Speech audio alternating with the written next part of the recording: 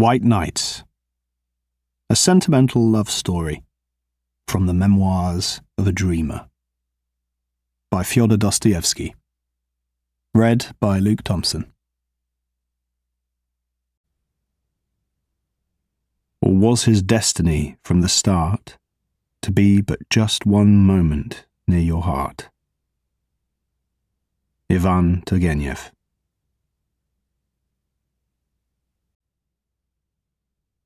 The first night. It was a wonderful night. The kind of night, dear reader, which is only possible when we are young. The sky was so starry, it was such a bright sky that looking at it, you could not help but ask yourself, is it really possible for bad-tempered and capricious people to live under such a sky? That is also a young person's question, dear reader, a very young person's question, but may the Lord ask it of your heart more often. Speaking of capricious and sundry bad-tempered gentlemen, I could not help but recall my own commendable conduct throughout the whole day. From early morning, an astonishing melancholy had started to torment me. It suddenly seemed that I, so alone, was being abandoned by everyone, that everyone was deserting me. Well, of course, anyone is entitled to ask, who is everyone? Because I've been living in Petersburg 8 years now, and I've hardly been able to make a single acquaintance. But what do I need acquaintances for? I'm acquainted with all of Petersburg as it is. That's why it seemed to me that everyone was abandoning me when all of Petersburg suddenly up and left for their dachas. I was terrified of being left alone, and for 3 whole days I wandered about the city in a state of deep melancholy, not understanding in the least what was happening to me. No matter whether I went to Nevsky Prospect, or the park, or wandered along the embankment, there wasn't a single person of those whom I have been accustomed to meet for a year now in the same place at a certain time. Of course, they don't know me, but I know them. I know them intimately. I've practically learned their faces by heart, and I admire them when they are cheerful, and am crestfallen when they grow sad. I almost struck up a friendship with a certain little old man, whom I meet every blessed day at a certain hour on the Fontanka. His face is so dignified and thoughtful. He's always whispering under his breath and gesticulating with his left hand, while in his right hand he holds a long, gnarled walking stick with a golden knob. He's even noticed me, and shows a cordial concern for me. Should it happen that I'm not at the same place on the Fontanka at a certain hour, I'm positive that he would be crestfallen. That's why we sometimes almost greet each other, particularly when we're both in a good mood. The other day, when we had not seen each other for 2 whole days and met on the 3rd day, we almost reached for our hats, but thank goodness we came to our senses in time, lowered our hands, and passed each other by in sympathy. I also have houses that are my acquaintances. As I walk, it is as if each one I come to runs out into the street in front of me, looks out at me with its windows wide open, and almost says, "Hello, how do you do? And I thank God I'm well, but in May they're going to add a floor to me." Or, "How do you do? And I'm having some repairs done tomorrow." Or, "I almost burned down and I was so scared," and so forth. I have favourites among them. Some are intimate friends. One of them intends to be treated by an architect this summer. I'll make it a point to drop by every day, so that, God forbid, they don't kill it in the process. But I will never forget what happened to a certain very pretty light pink little house. It was such a sweet little stone house. It looked at me so cordially and so haughtily at its ungainly neighbours that my heart would rejoice when I chanced to walk past. Suddenly, last week, I was walking down the street, and upon turning to look at my friend, I heard a plaintive cry. "But they're going to paint me yellow!" The scoundrels! Barbarians! They spared nothing, neither the columns nor the cornices, and my friend had turned as yellow as a canary. Almost had an attack of jaundice myself, and to this day I do not have the strength to see my poor, disfigured friend, who was painted the colour of the Celestial Empire. So now you understand, reader, how I am acquainted with all of Petersburg. I've already said that for 3 whole days I was tormented with anxiety until I guessed the reason for it. And on the street I was in a bad way. This one's gone, that one's gone. Where's so-and-so got to? And I wasn't myself at home either. For 2 evenings, I tried to put a finger on what it was I found wanting in my room. Why was I so uncomfortable staying there? And with bewilderment I examined my green, sooty walls and the ceiling from which hung a cobweb the Matrona had been cultivating with such resounding success. I looked over all my furniture, examined every chair, wondering if that was the problem. Because I'm not myself if even one chair isn't in the same place as it was the day before. I looked out the window, but it was all in vain. I didn't feel any better. I even took it into my head to summon Matrona and give her there and then a fatherly reprimand for the cobweb and for her slovenliness in general. But she merely looked at me in amazement and walked away without a word in response, so that the cobweb hangs there safe and sound to this day. It was only this morning that I finally guessed what the matter was. Why, they're all making off to their dachas and leaving me behind. Forgive the trivial style, but I'm not up to lofty turns of speech. Because, you see, everybody in Petersburg had either moved or is moving to their dacha. Because, after hiring a cab, every venerable gentleman of a solid appearance was immediately transformed before my eyes into a venerable father of a family, who after his daily official duties sets off, without luggage, to the bosom of his family at the dacha, because every passer-by now has a quite special air about him, which all but says to every person he meets, "Gentlemen, I'm only here in passing, but in 2 hours I'm leaving for my dacha." If a window opens, upon which slender fingers as white as sugar had just drummed, and out leans the head of a pretty girl who calls to a peddler with jugs of flowers, I immediately, there and then, imagine that these flowers are being bought not simply so as to take pleasure in the spring and flowers in a stuffy city apartment, but because everybody is moving to their dacha, and they'll be taking the flowers with them. Moreover, I had already made such strides in my new special sort of discovery that I could already unerringly identify on the basis of appearance alone where their dacha was located. The residents of Kameny and Aptyekersky Islands, or the Peterhof Road, were distinguished by the studied elegance of their movements, their foppish summer suits, and the handsome carriages that brought them to the city. The inhabitants of Pargilova and further out, at first glance, inspired one with their prudence and respectability. The visitor to Krestovsky Island was distinguished by his unruffled, cheerful air. Whether I managed to run into a long procession of carters holding the reins as they lazily walked alongside their carts, loaded with whole mountains of furniture of every description, tables, chairs, couches, both Turkish and non-Turkish, and other household goods and chattels, on which, on top of everything, frequently would be sitting at the very summit of the load the wizened cook, keeping watch over her master's goods as the apple of her eye.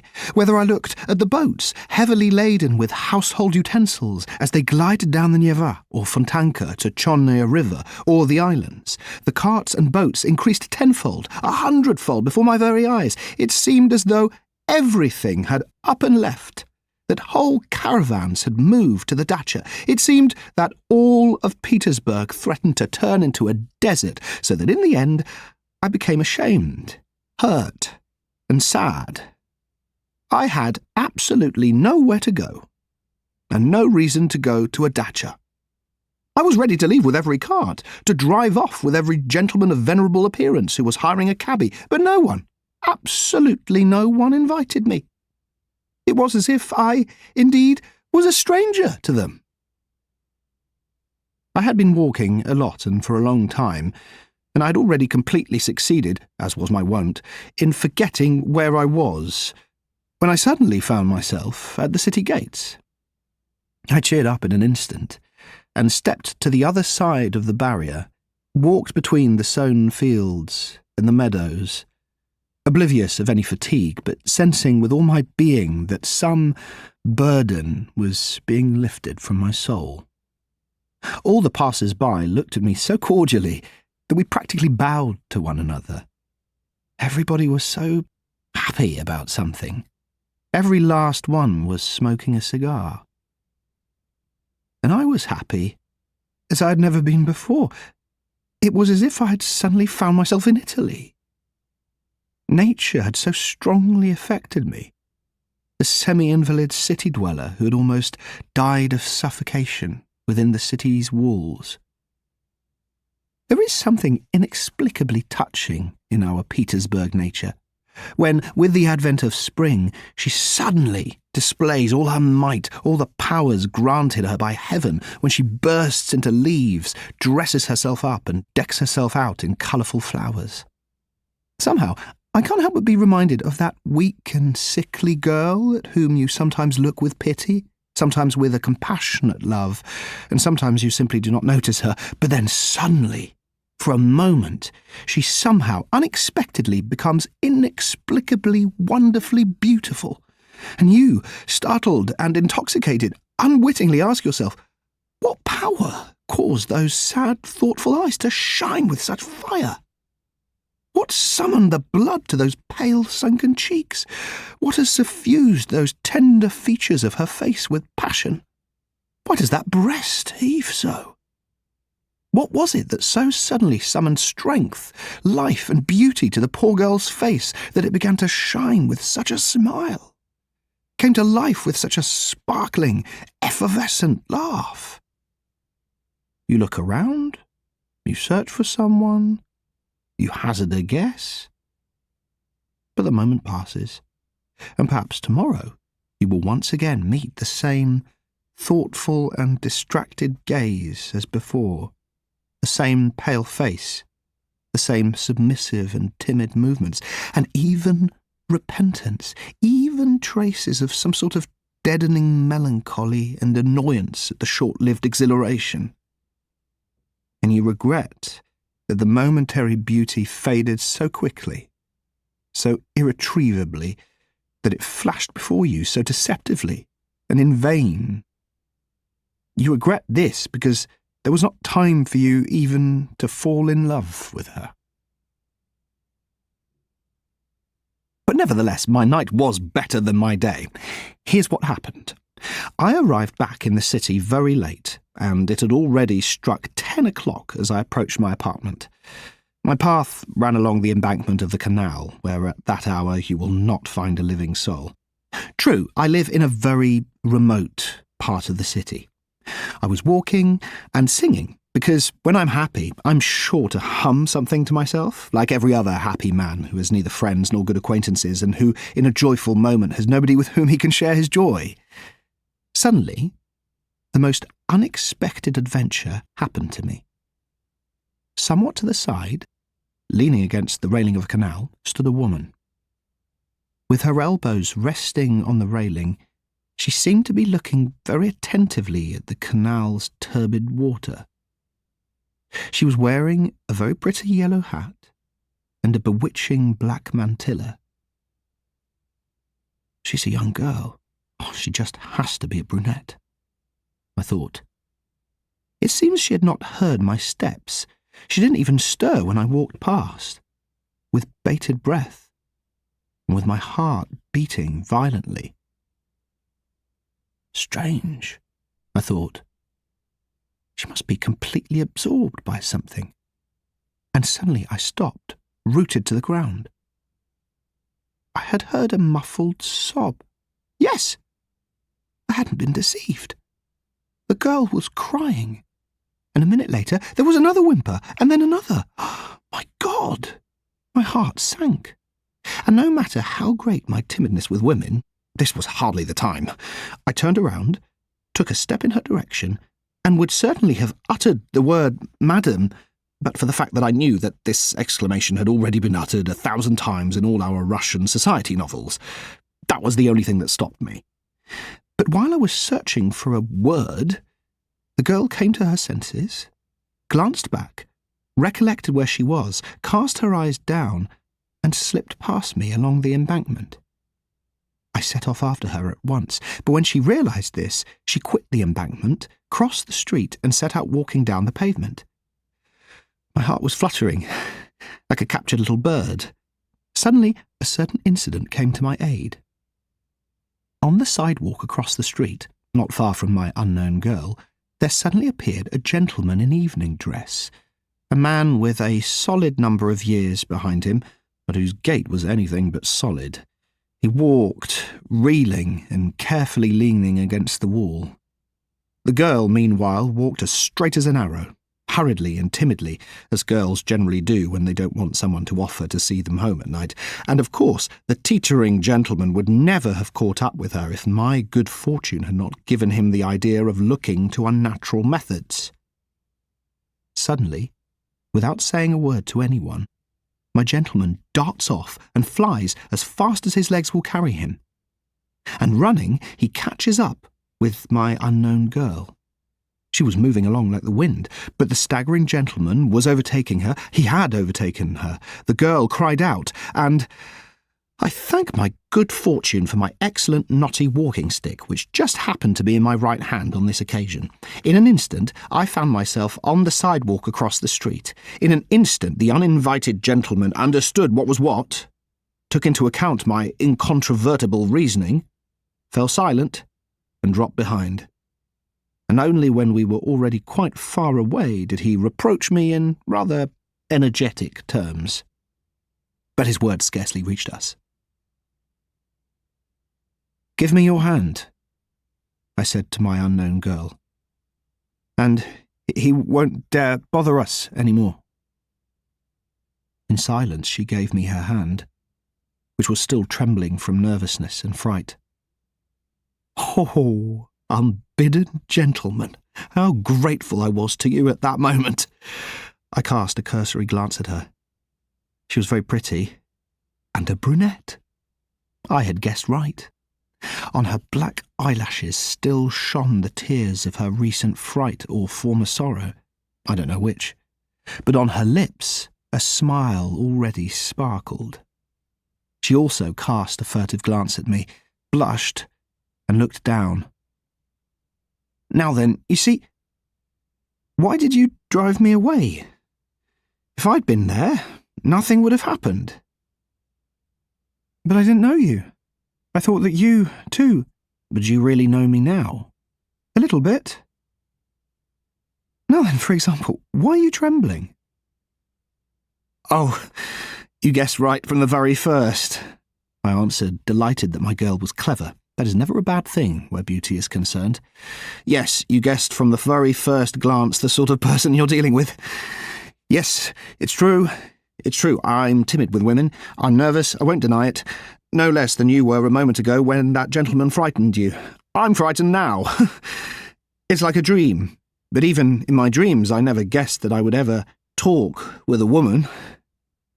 "What? Really?" "Yes. If my hand is trembling, then it's because such a pretty small hand like yours has never clasped it before. I've grown quite unused to women. That is, I never became used to them. You see, I'm alone. I don't even know how to talk to them. Even now, I don't know whether I've said something stupid to you. Tell me, frankly, I should tell you that I don't take offence easily." No, nothing. On the contrary. And since you're already asking me to be candid, then I will tell you that women like such timidity. And if you want to know more, then I like it as well. And I won't send you away until we reach my house. "Oh, you'll make it so," I began, gasping with delight, "that at once I'll stop being my timid self, and then farewell all my methods." "Methods? What sort of methods? For what? Now that's not very nice." "Guilty. I won't do it any more. It was a slip of the tongue. But how do you expect me at a moment like this to have no desire—" "To be liked? Is that it?" "Well, yes, for God's sake. Be kind. Consider who I am. You see, I'm already 26 years old, but I don't ever see anyone. So then, how can I speak well, cleverly, and to the point? It will be to your advantage if everything comes out in the open. I don't know how to keep quiet when my heart is speaking inside me. Well, it doesn't matter. Believe it or not a single woman. Ever. No acquaintances at all. And all I dream of every day is that at long last I will finally meet someone. Oh, if only you knew how many times I've fallen in love like that." "But how? With whom?" "Why, with nobody, with an ideal, with the one I see in my dreams. I create entire love stories in my dreams. Oh, you don't know me. It's true, of course, I couldn't help meeting 2 or 3 women, but what sort of women were they? They were all landladies or something like that. But I'll make you laugh when I tell you that several times I've thought of striking up a conversation just like that, without ceremony, with some aristocratic lady on the street, when she is alone, it goes without saying, to speak, of course, timidly, respectfully, deferentially, ardently, to say that I am perishing all alone, so that she wouldn't drive me away, that I don't have the means to get to know any woman, to suggest to her that a woman is duty-bound not to spurn the timid entreaty of such an unfortunate man as I, that in the end all that I'm asking her for is merely to say a few brotherly words to me, with sympathy, not to drive me away at the very first moment, to take me at my word, to listen to what I have to say, to laugh at me if she likes, to give me hope, to say a few words to me, just a few words, even if we never meet again afterwards. You're laughing. But then, that's why I'm telling you. Don't be annoyed. I'm laughing at the fact that you are your own worst enemy, and if you had tried, perhaps you might have succeeded, even though it was all taking place on the street. The simpler the better. Not a single kind-hearted woman, provided she wasn't silly or particularly angry about something at that moment, could have brought herself to send you away without those few words that you pleaded for so timidly. But what am I saying? Of course, she would have taken you for a madman. You see, I was judging by myself. But I know a lot about how people on this earth live. Oh, thank you, I cried out. You don't know what you've done for me today. Very well, very well. But tell me, how did you recognise me to be the sort of woman with whom you considered worthy of attention and friendship? In a word, not a landlady, as you put it. Why did you make up your mind to approach me? Why? Why? But you were alone. That gentleman was too brazen.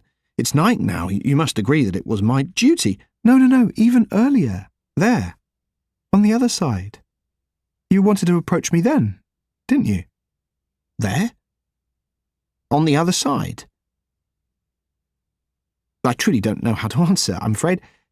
Do you know, today I was happy. I was walking, singing. I'd been on the outskirts of the city. I'd never experienced such happy moments before. You, it seemed to me, perhaps. Well, forgive me for reminding you. It seemed to me that you were crying, and I couldn't bear to hear it. It made my heart ache. Oh my God, surely I might feel pangs of anguish for you? Surely it was not a sin to experience brotherly compassion for you? Forgive me, I said compassion. Well, yes, in a word, could I really have offended you by impulsively taking it into my head to approach you? Stop, enough. Don't speak, the girl said, having cast her eyes downward and squeezing my hand. I'm the one who's guilty of bringing it up, but I'm glad that I wasn't mistaken about you. But here, I'm already home. I need to go that way, down the lane. It's only a stone's throw away. Goodbye. Thank you. But is it possible, is it really possible that we shall never see each other again? Is it possible it will end like this? There, you see, the girl said, laughing. At first you wanted just 2 words, and now... However, I won't say anything. Perhaps we'll meet. I'll come here tomorrow, I said. Oh, forgive me, I'm already making demands. Yes, you're impatient. You are practically demanding. Listen, I interrupted her. Forgive me if I again say something not quite... But here it is. I can't help coming here tomorrow. I'm a dreamer. I have so little real life that I regard such moments as this one now to be so rare that I can't help repeating these moments in my dreams. I will dream of you all night, for an entire week, all year long. I will come here tomorrow without fail, exactly here, to this very spot, exactly at this time, and I'll be happy as I recall what happened yesterday. This place is already dear to me. I already have 2 or 3 such places in Petersburg. Once, I even shed tears because of a memory like you. Who knows, perhaps 10 minutes ago you, too, were crying because of a memory. But forgive me, I forgot myself again. Perhaps at one time you were particularly happy here. Very well. the girl said. "Perhaps I will come here tomorrow, also at 10 o'clock. I see that I can't forbid you. The fact of the matter is that I have to be here. Don't think that I'm arranging a meeting with you. I'm warning you in advance that I need to be here for myself. But, you see, well, I'll tell you frankly, it would be nice if you did come. In the first place, there might be some more unpleasantness, like today, but that's beside the point. In a word, I'd simply like to see you, so I could say a few words to you. Only please don't think ill of me now. Don't think that I arrange meetings so casually. I would have made one if... But let that be my secret. Only we must make an agreement in advance." "An agreement? Speak, tell me all beforehand. I'll agree to everything. I'm ready for anything," I exclaimed in delight. "I'll answer for myself. I will be obedient, respectful. You know me." "It's precisely because I do know you that I'm inviting you to come tomorrow," the girl said, laughing. "I know you completely, but see that you come on the following condition. First, only be so kind as to do what I ask. You see, I'm speaking candidly. Don't fall in love with me. That's impossible, I assure you. I'm prepared to be your friend. Here's my hand. But falling in love is impossible, I beg you." "I swear!" I cried, as I clasped her hand. Come, don't swear, you see. I know that you're capable of flaring up like gunpowder. Don't condemn me for speaking like this. If you only knew. I also have no one to whom I can say a word, from whom I can ask advice. Of course, the street is not the place to look for advisers, but you're an exception." "I know you so well, as if we had been friends for 20 years. You won't betray me, will you?" "You'll see. Only, I don't know how I'm going to survive the next 24 hours. "Sleep well, good night, and remember that I've already put myself into your hands." "But your exclamation just now put it so nicely. Must one really account for every feeling, even for brotherly sympathy? Do you know, that was put so nicely that I suddenly thought that I might confide in you." "By all means, but about what? What's it about?" "Until tomorrow. Let it be a secret in the meantime. It will be better for you that way. Although from a distance it will look like a love story. Maybe I'll tell you tomorrow and maybe not. I'll talk with you a bit more first. We'll get to know each other better." "Oh, and tomorrow I'll tell you everything about myself. But what is this? It's as though a miracle were happening to me. My God, where am I? Well, tell me, aren't you glad that you didn't get angry as another woman would have done and drive me away from the very beginning? 2 minutes, and you've made me happy forever. Yes, happy. Who knows, perhaps you have reconciled me with myself, resolved my doubts. Perhaps such moments overwhelm me. Well, I'll tell you everything tomorrow. You'll learn everything about me. Everything." "Very well. I accept. And you'll start first." "Agreed. Goodbye." "Goodbye." And we parted. I walked all night long. I couldn't make up my mind to go home. I was so happy. Until tomorrow. The second night. "Well, so you survived?" she said to me, laughing and taking hold of both my hands. "I've been here for 2 hours already. You have no idea what I've been through today." I know. But now to the matter at hand. Do you know why I've come? Not to talk nonsense like yesterday, you know. Here's why. We need to act more sensibly from now on. I thought about all this for a long time last night. But how? How are we to be more sensible? For my part, I'm ready, but really nothing more sensible has ever happened to me in all my life than what is happening now. Is that so? First of all, please don't squeeze my hands like that. And second, I want to tell you that I thought about you long and hard today. Well, and what conclusion did you reach? Conclusion?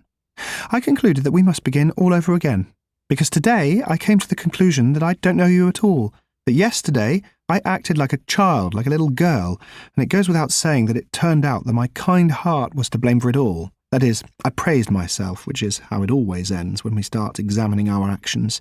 And that's why, in order to correct this mistake, I've decided to find out everything I can about you in the most detailed manner.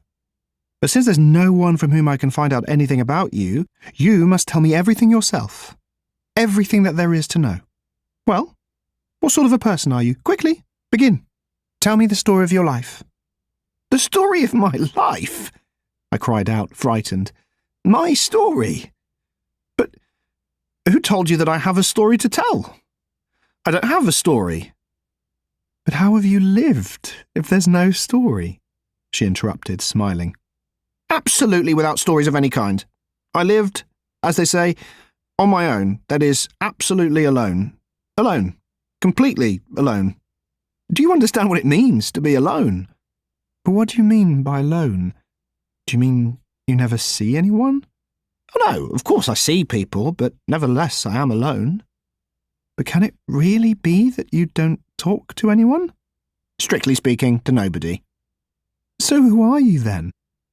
Explain yourself. Wait, I'll hazard a guess. You probably have a grandmother, like I do. She's blind, and for as long as I can remember, she has never let me go anywhere, so that I've practically forgotten how to talk. A couple of years ago, I got into a lot of mischief, and she saw that she couldn't control me, so she called me over and pinned my dress to hers with a safety pin. And ever since, we sit like that for days on end. She knits a stocking, even though she's blind, and I sit beside her, sewing or reading a book to her out loud. It's such a strange way to live, and I've been pinned to her like that now for 2 years already. Oh, my God! How dreadful! But no, I don't have a grandmother like that. But if you don't, then how is it that you stay at home? Listen, do you want to know what sort of person I am? Well, yes. In the strict sense of the word? In the very strictest sense of the word. Well, then, I'm a type. Type? What sort of type? The girl cried out, laughing, as if she had not had a chance to laugh for a whole year. You're certainly very amusing company. Look, there's a bench here. Let's sit down. No one walks by here, no one will hear us, and you can begin your story, because you won't succeed in persuading me otherwise. You do have a story, only you're concealing it. First of all, what is a type? A type? A type is an eccentric, a ridiculous person, I answered, and burst out laughing myself in response to her childish laughter. He's a real character. Listen, do you know what a dreamer is? A dreamer? Excuse me, but of course I do. I'm a dreamer myself. What doesn't enter my head sometimes when I'm sitting beside my grandmother?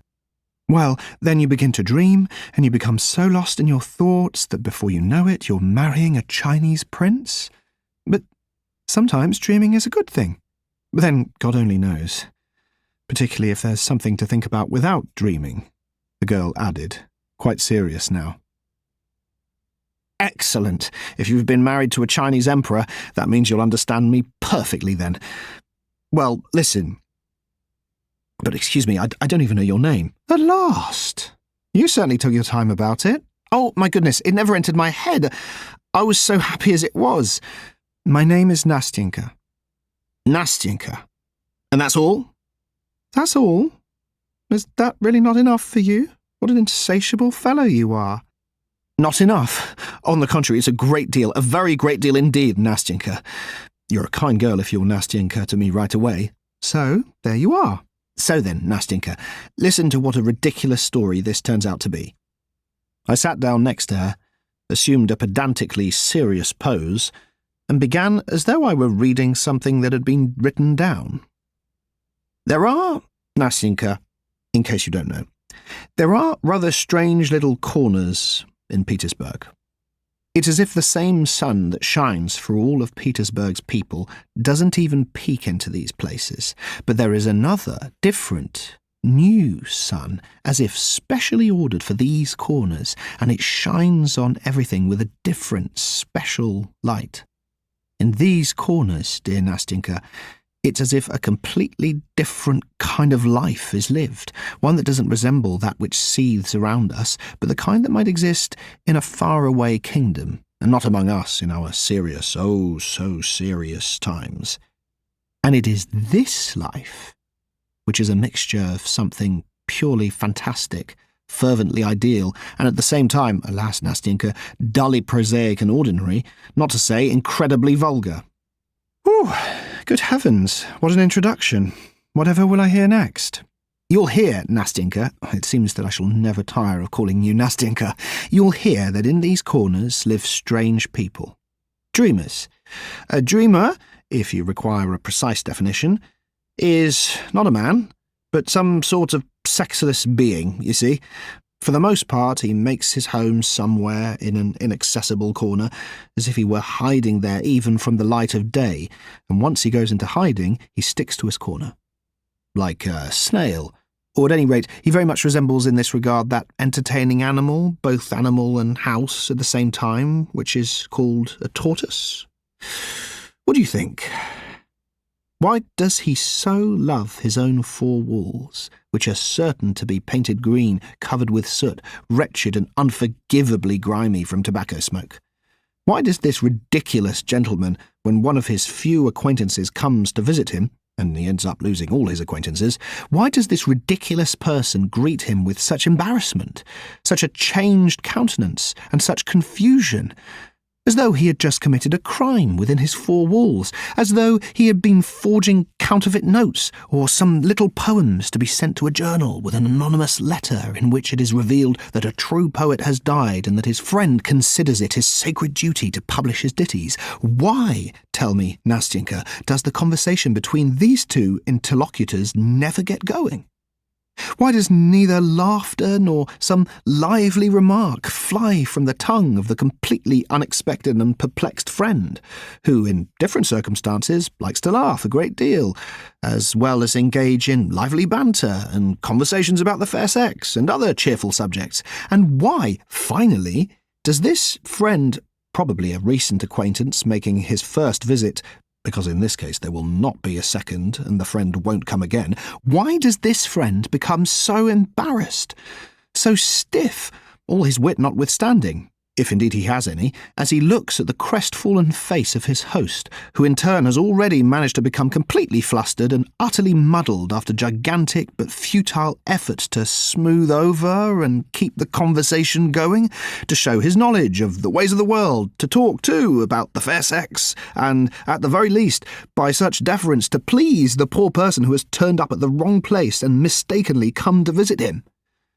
Why, finally, does the guest suddenly grab his hat and quickly leave, having remembered all of a sudden some very urgent business which never existed, and somehow or other extricate his hand from the warm handshake of his host, who in every way possible was trying to show his regret and set right that which had been lost? Why does the departing friend chortle as he goes out the door, there and then vowing never to visit this crackpot, even though this crackpot is truly a most excellent fellow?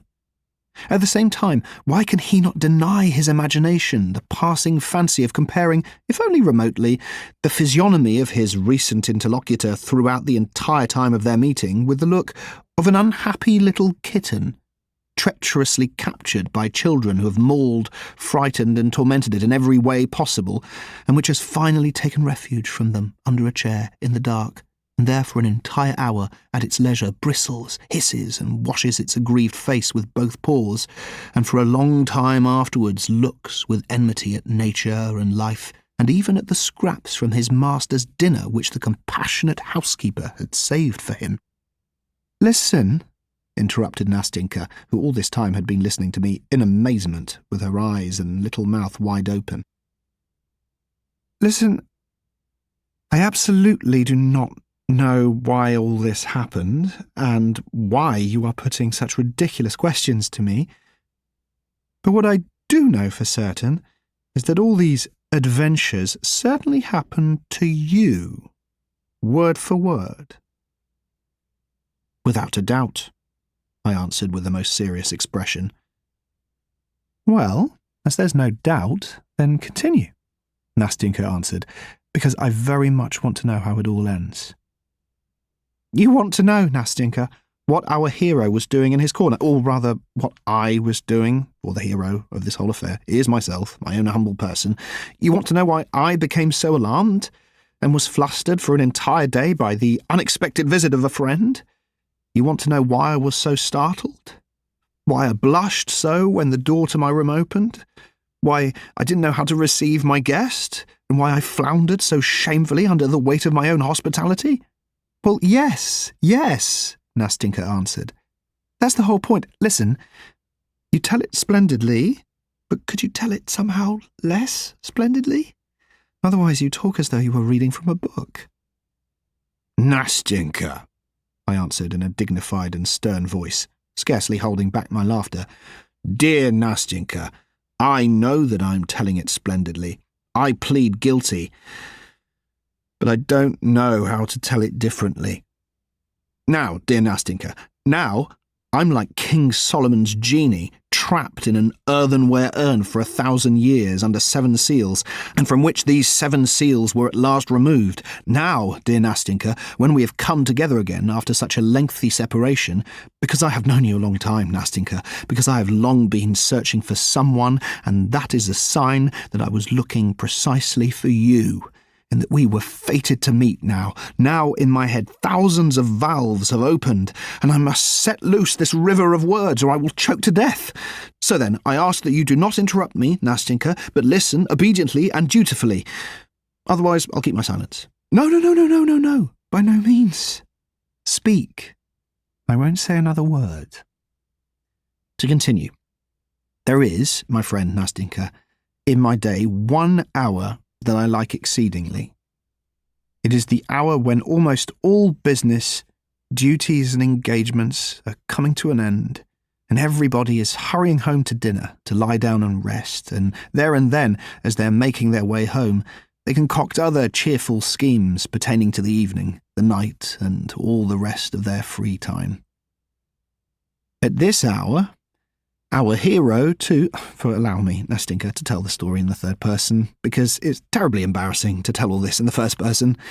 So then, at this hour, our hero, too, who has also not been idle, walks along behind the others.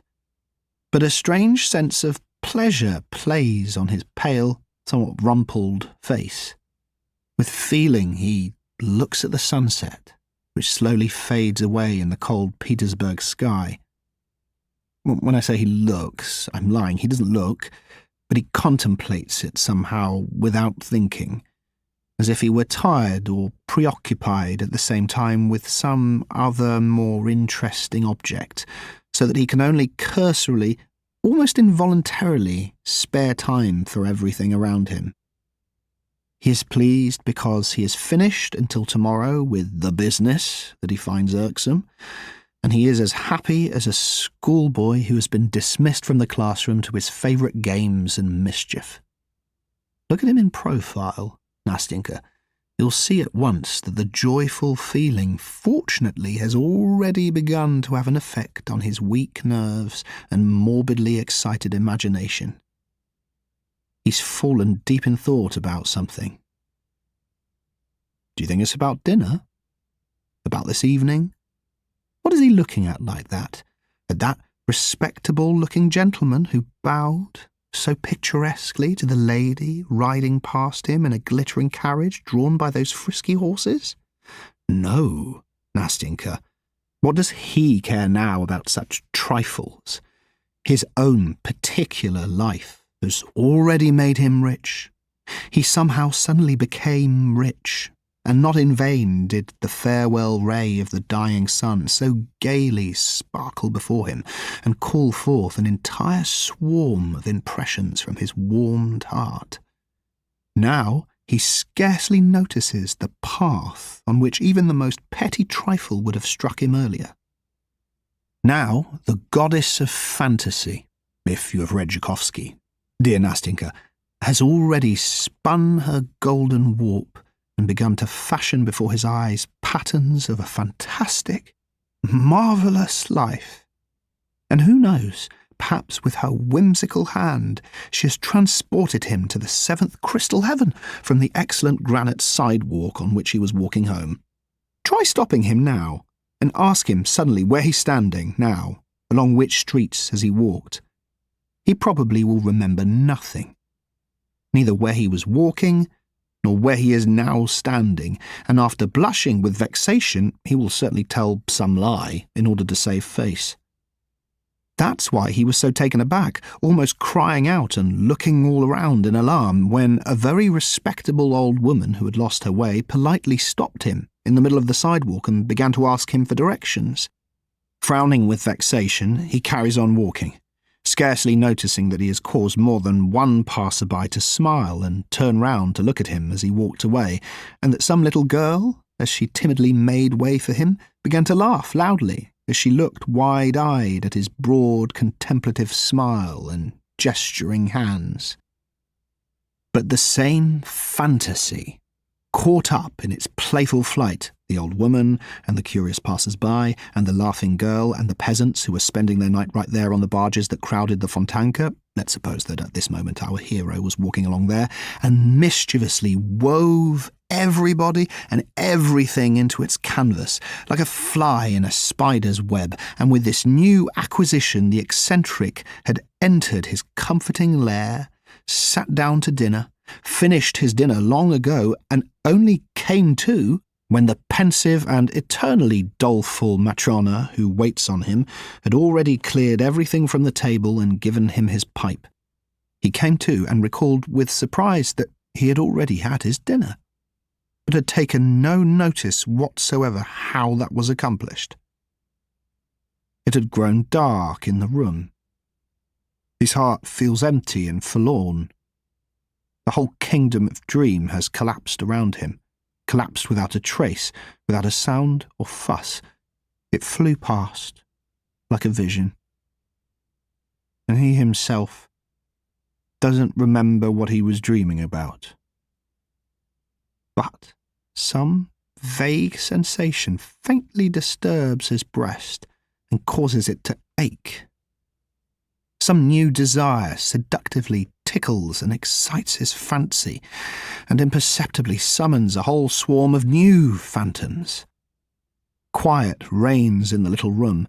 Solitude and indolence caress the imagination. It faintly catches fire. It is faintly brought to the boil, just like the water in the coffee pot of old Matrona, who placidly potters about next door in the kitchen as she makes her cook's coffee. Now it's already gently breaking through in bursts. Now the book, picked up without purpose and at random, is already falling from my dreamer's hand, without his even getting to the third page.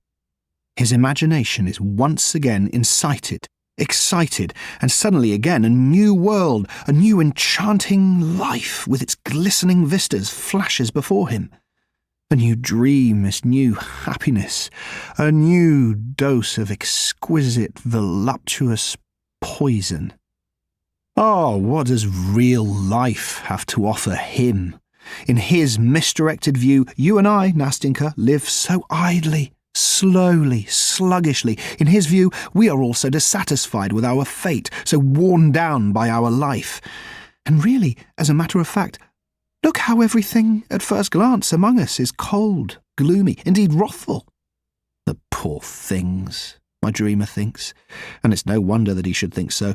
Look at these magical phantoms that so enchantingly, so whimsically, so boundlessly and broadly take shape before him in such a magical, animated picture, in which the most important figure in the foreground, of course, is he himself, our dreamer, his own dear person. Look, what diverse adventures, what an endless swarm of ecstatic daydreams. You will ask, perhaps, what does he dream about? Why ask that? About everything. About the role of the poet, who at first goes unrecognized but is later crowned with success. About friendship with Hoffman, St. Bartholomew's Night, Diana Vernon, the heroic role of Ivan Vassilievich in the taking of Kazan, Clara Mowbray, Effie Deans, the council of the prelates and Huss before them, the rising of the dead in Robert. Do you remember the music? It smells of the graveyard. Minna and Brenda, the battle of Berezina, the reading of a poem at Countess Vidi's, Danton, Cleopatra e suoi amanti, the little house in Colomna. His own little corner, with a dear creature at his side who listens on a winter's evening, with her little mouth and eyes open, just as you're listening to me now, my little angel.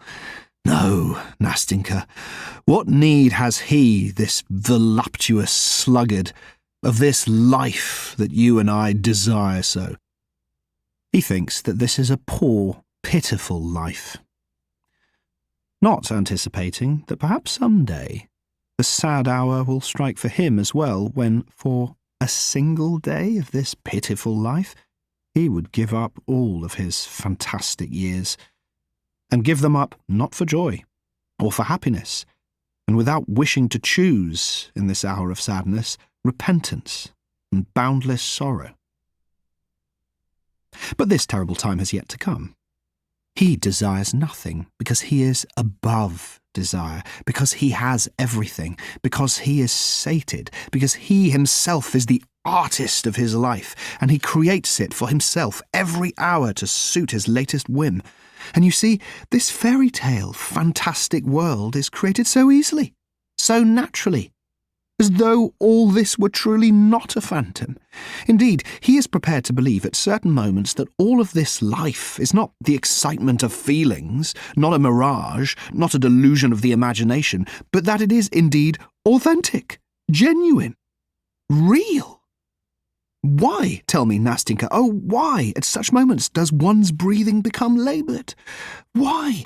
By what magic, by what mysterious caprice does the pulse quicken? Do tears gush forth from the dreamer's eyes? His pale, moist cheeks burn as his entire being fills with such irresistible delight? Why do whole sleepless nights pass by like a single instant in inexhaustible merriment and happiness, and when the dawn's rosy ray shines through the windows and the daybreak illumines the gloomy room with its dubious, fantastic light, such as we have in Petersburg, why does our dreamer, exhausted and weary, throw himself on his bed and fall asleep, his tormented and overwhelmed spirit trembling with ecstasy, while his heart aches with a sweet agony? Yes, Nastinka, you deceive yourself, and unwittingly and dispassionately believe that it is a genuine, true passion that disturbs his soul. You unwittingly believe that there is something alive and tangible in his incorporeal daydreams. But you see, it's all a delusion. Take, for example, the love that has pierced his breast with all its inexhaustible joy, with all its wearisome torments. Just look at him and you'll be convinced. Would you believe, when you look at him, dear Nastinka, that indeed he has never known her whom he loves so in his frenzied daydreams? Can it be that he has only seen her in certain captivating phantoms and only dreamed this passion? Can it really be that they have not spent so many years of their lives together hand in hand, alone, just the two of them, having forsaken the entire world, and each uniting their life, their world, with the life of their friend? Can it really be that at this late hour, when the time had come to part, she did not lay there, sobbing and grieving on his breast, not hearing the storm which was breaking under the bleak sky, or the wind which plucked and carried away the tears from her black lashes? Can this really all have been a dream? This garden, cheerless, desolate and wild, with paths overgrown with moss, secluded and gloomy, where they so often would walk together, where they hoped, grieved, loved each other for such a long time, so long and tenderly. And this strange ancestral home in which she had lived for such a long time, secluded and melancholy, with her sullen old husband, always silent and peevish, who frightened them, while they, timid as children, dolefully and timorously concealed their love from each other. How they suffered, how fearful they were, and how innocent and pure was their love, and how, it goes without saying, Nastinka, malicious people were. And my God, was it really not she? he met later? Far from the shores of their homeland, under an alien sky, in the torrid south, in the marvellous eternal city, in the brilliance of a ball, to the thunder of music, in a palazzo, it absolutely must be a palazzo, drowned in a sea of lights, on this balcony wreathed with myrtle and roses, where she, upon recognising him, so hastily took off her mask, and whispered, "I'm free," and trembling threw herself into his arms, and with a cry of rapture they embraced, and in an instant they forgot sorrow, separation, all their torments, the gloomy house, the old man, the dismal garden in their distant homeland, the bench on which with one last passionate kiss she had torn herself away from his arms, numb from torments of despair. Oh, you must agree, Nastinka, that you would be startled, feel embarrassed, and blush like a schoolboy who had just crammed into his pocket an apple stolen from the neighbour's orchard, if some lanky, hearty lad, a merry fellow and a joker, your uninvited friend, opened your door and shouted out as if nothing had happened, "And I, my dear fellow, just got back from Pavlovsk." My goodness! The old count has died. Ineffable happiness is close at hand. And here people are coming from Pavlovsk. I pathetically fell silent upon concluding my pathetic exclamations.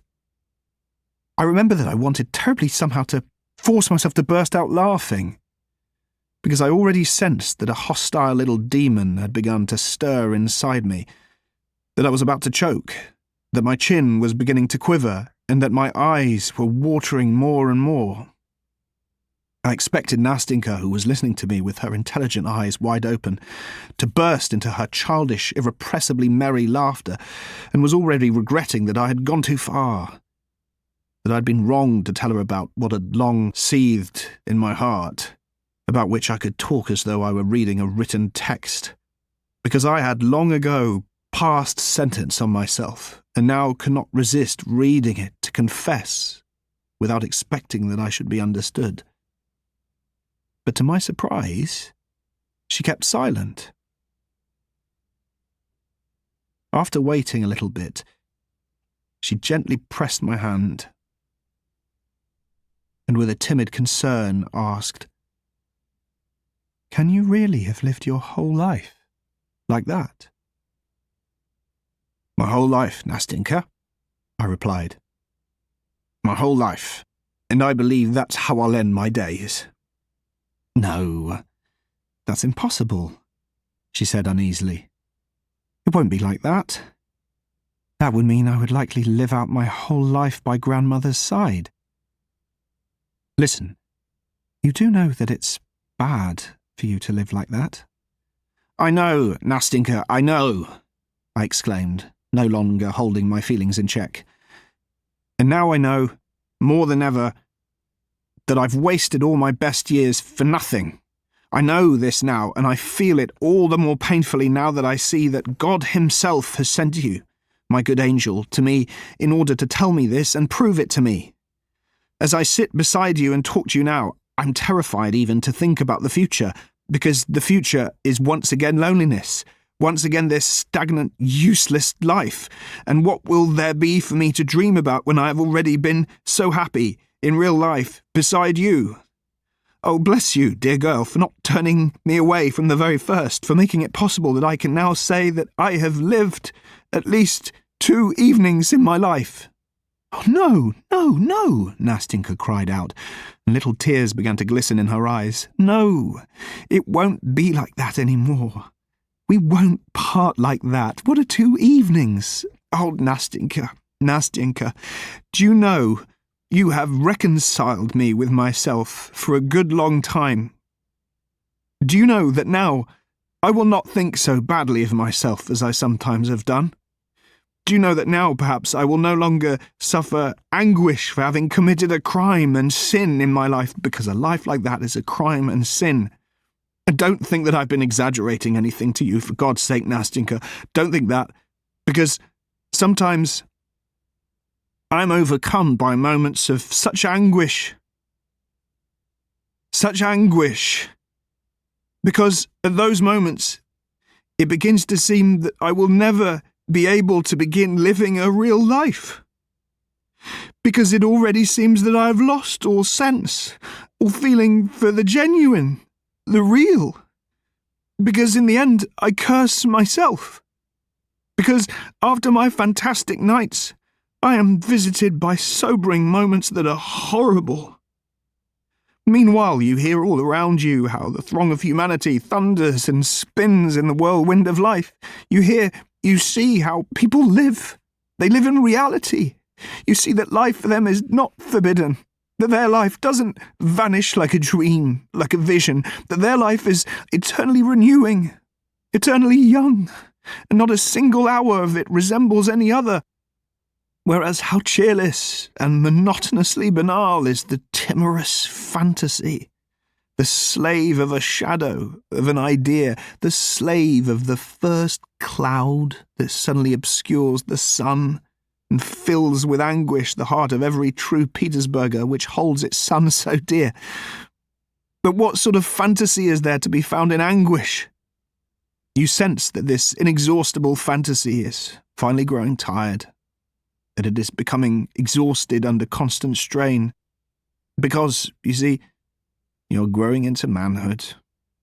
You are outgrowing your former ideals. They are being smashed to dust, to bits and pieces, and if there is no other life, then you must build it from these bits and pieces. But meanwhile your soul yearns and pleads for something else, and in vain does the dreamer rake through his old dreams as if they were ashes, searching in these ashes for at least some little spark, in order to fan it into flames, and with this rekindled fire warm his heart which has grown cold, and resurrect in himself once again everything that he had held dear, that had touched his soul, that had made his blood boil, that had brought tears to his eyes and had so splendidly deceived him. Do you know, Nastenka, how low I have fallen? Do you know that I am compelled now to celebrate the anniversary of my own sensations? The anniversary of that which was formerly so dear, of that which in essence never took place. Because this anniversary is celebrated in honour of those same foolish, phantom dreams. And to do it because even those foolish dreams are no more. Because I have nothing with which to replenish them. You see, even dreams need to be replenished. Do you know that I now like to recall and visit at certain times places where I was once happy in my own way?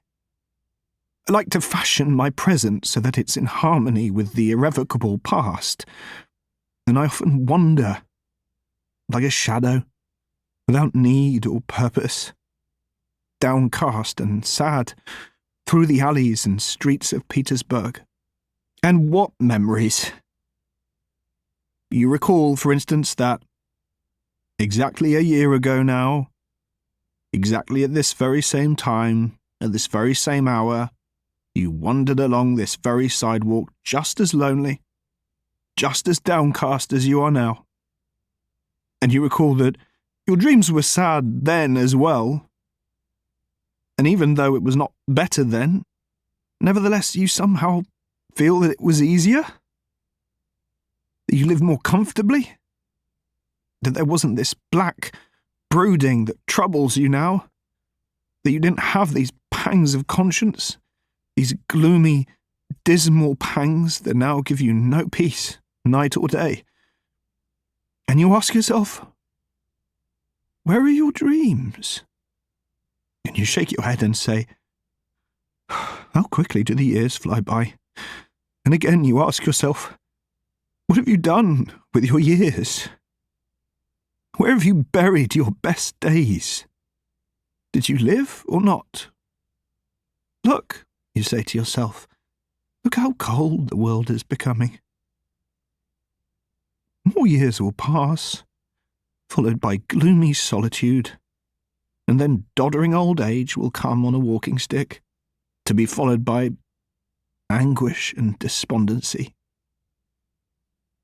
Your fantastic world will grow pale, Your dreams will wither, die and scatter like yellow leaves from the trees.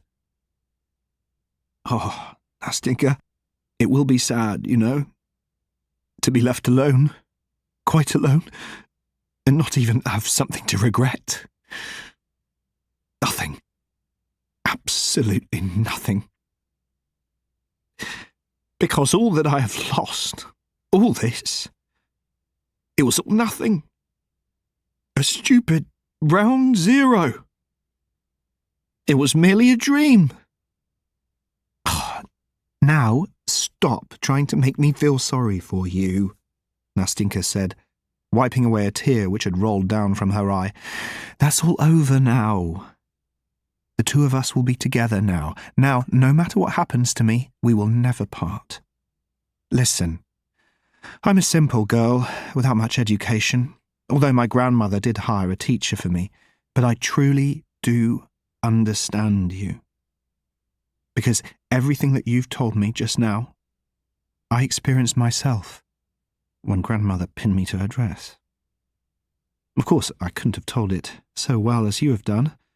I'm not educated, she added timidly, because she was still feeling some sort of respect for my pathetic speech and my lofty style. But I'm very happy that you have confided in me so completely. Now I know you through and through.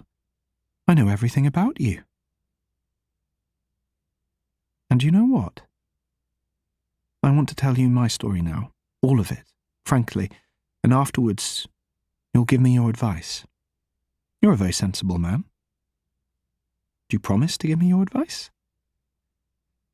Ah, Nastinka, I replied.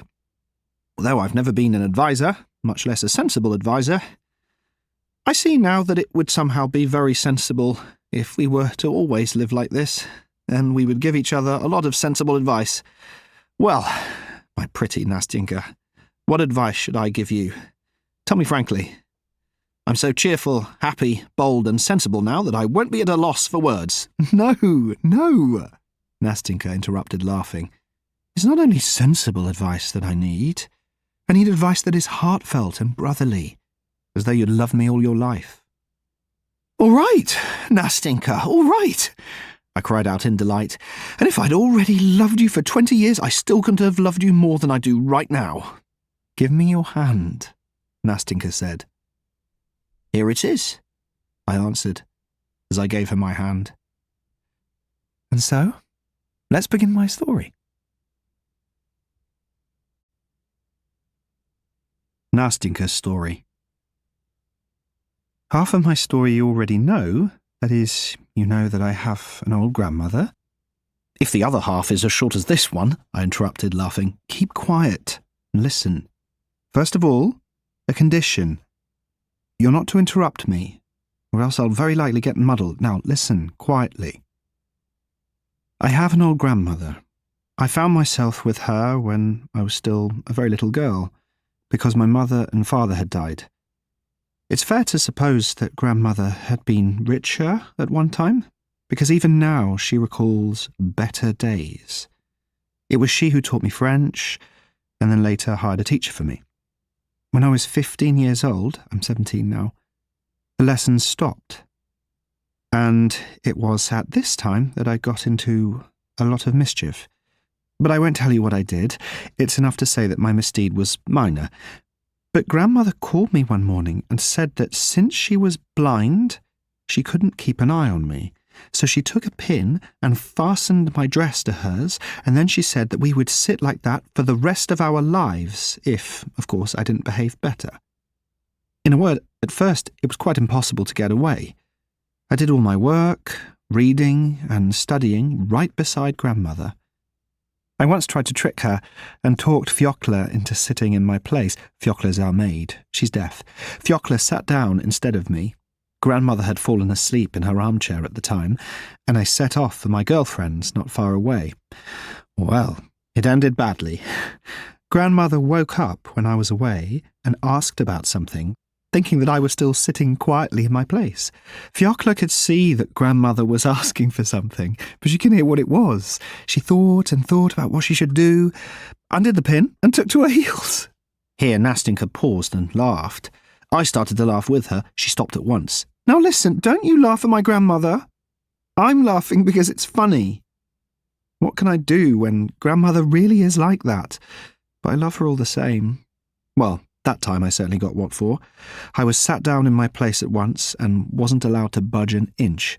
Oh yes, I also forgot to tell you that grandmother has her own house. That is, a tiny little house with only 3 windows, all made of wood and as old as grandmother herself. And there's an attic upstairs. And so a new lodger moved into our attic. Consequently, there must have been an old lodger, I noted in passing. Well, of course there was, Nastinka replied. And one who knew how to keep quiet better than you do. True, he could barely move his tongue.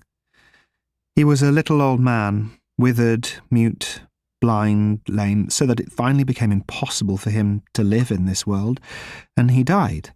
Then we needed a new lodger, because we can't live without a lodger. That, together with grandmother's pension, is practically our entire income. The new lodger, as luck would have it, was a young man, not from around here, from out of town.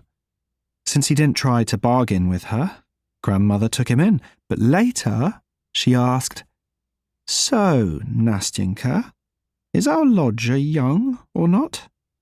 I didn't want to lie.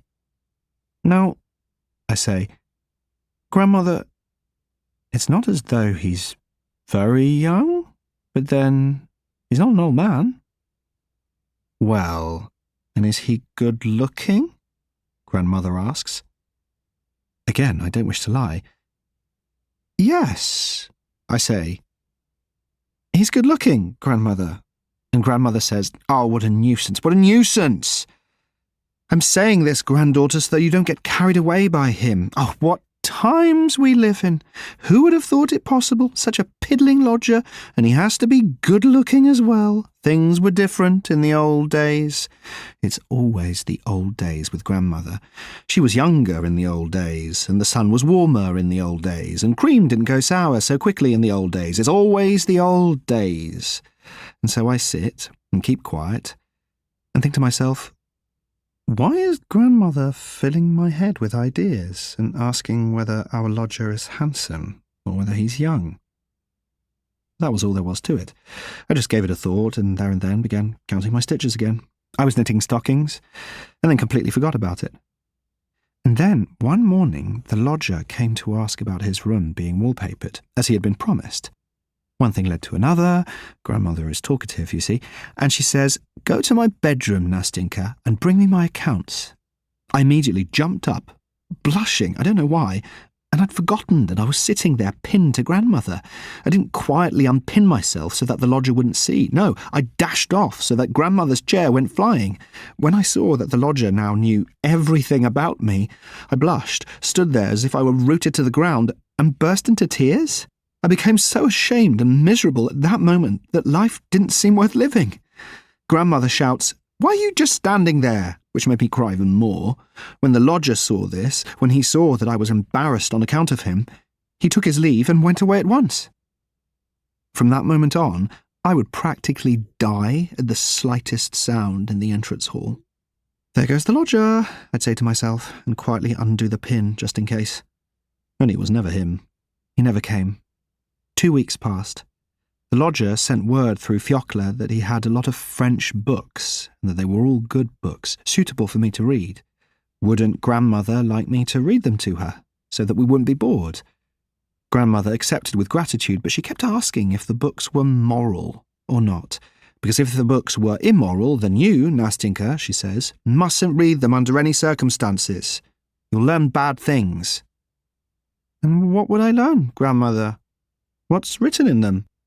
"Oh," she says, "they describe how young men lead well-behaved girls astray, and under the pretence of wanting to marry them, they carry them off from their parents' house, how they later abandon these unfortunate girls to the whims of fate, and how they then perish in the most lamentable manner. I," grandmother says, "have read a lot of books like that, and everything," she says, "is so wonderfully described that you sit up all night quietly reading. So you, Nastinka," she says, "see that you don't read them." "What kind of books?" she asks. "Has he sent?" They're all novels by Walter Scott, Grandmother? Novels by Walter Scott? Wait just a minute. There must be some sort of shenanigans going on here. Take a good look to see if he slipped a little love note in one of them. No, I say, Grandmother, there isn't a note. And look under the binding as well. Sometimes they stuff it into the binding, the rascals. No, Grandmother, there isn't anything under the binding either. Well, what did I tell you? And so we began to read Walter Scott, and in a month or so we had read almost half. Then he sent us some more and some more. He sent Pushkin. In the end, I couldn't be without a book, and stopped thinking about marrying a Chinese prince. That's how things stood when I chanced to meet our lodger on the staircase. Grandmother had sent me for something. He stopped. I blushed. And he blushed. He laughed, though, said hello, asked after Grandmother's health, and says, "So, have you read the books?" I answered, "Yes." "Which one," he asks, "did you like the most?" And I say, "I liked Ivanhoe and Pushkin best of all." And that was the end of it that time.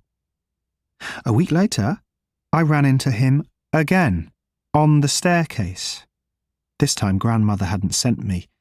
I had needed to get something for myself. It was after 2, which was when the lodger would come home. "Hello," he says. I answer, "Hello." "Don't you get bored," he asks, "sitting with your grandmother all day long?" As soon as he asked me that, I blushed. I don't know why. I became embarrassed, and once again my feelings were hurt, evidently because now others had begun asking questions about this. I wanted to walk away without answering, but I didn't have the strength. "Listen," he says, "you're a good girl. Forgive me for talking with you like this, but I assure you I wish you well more than your grandmother does. Don't you have any girlfriends whom you can go and visit?" I say that I don't have any, that there was one, Mashinka, but that she's gone away to Pskov. "Listen," he says, "would you like to go to the theatre with me?" "To the theatre? But what about Grandmother?" "Well," he says, "you can go without telling her." "No," I say. "I don't want to deceive Grandmother. Goodbye." "Well, goodbye," he says, and he didn't say another word.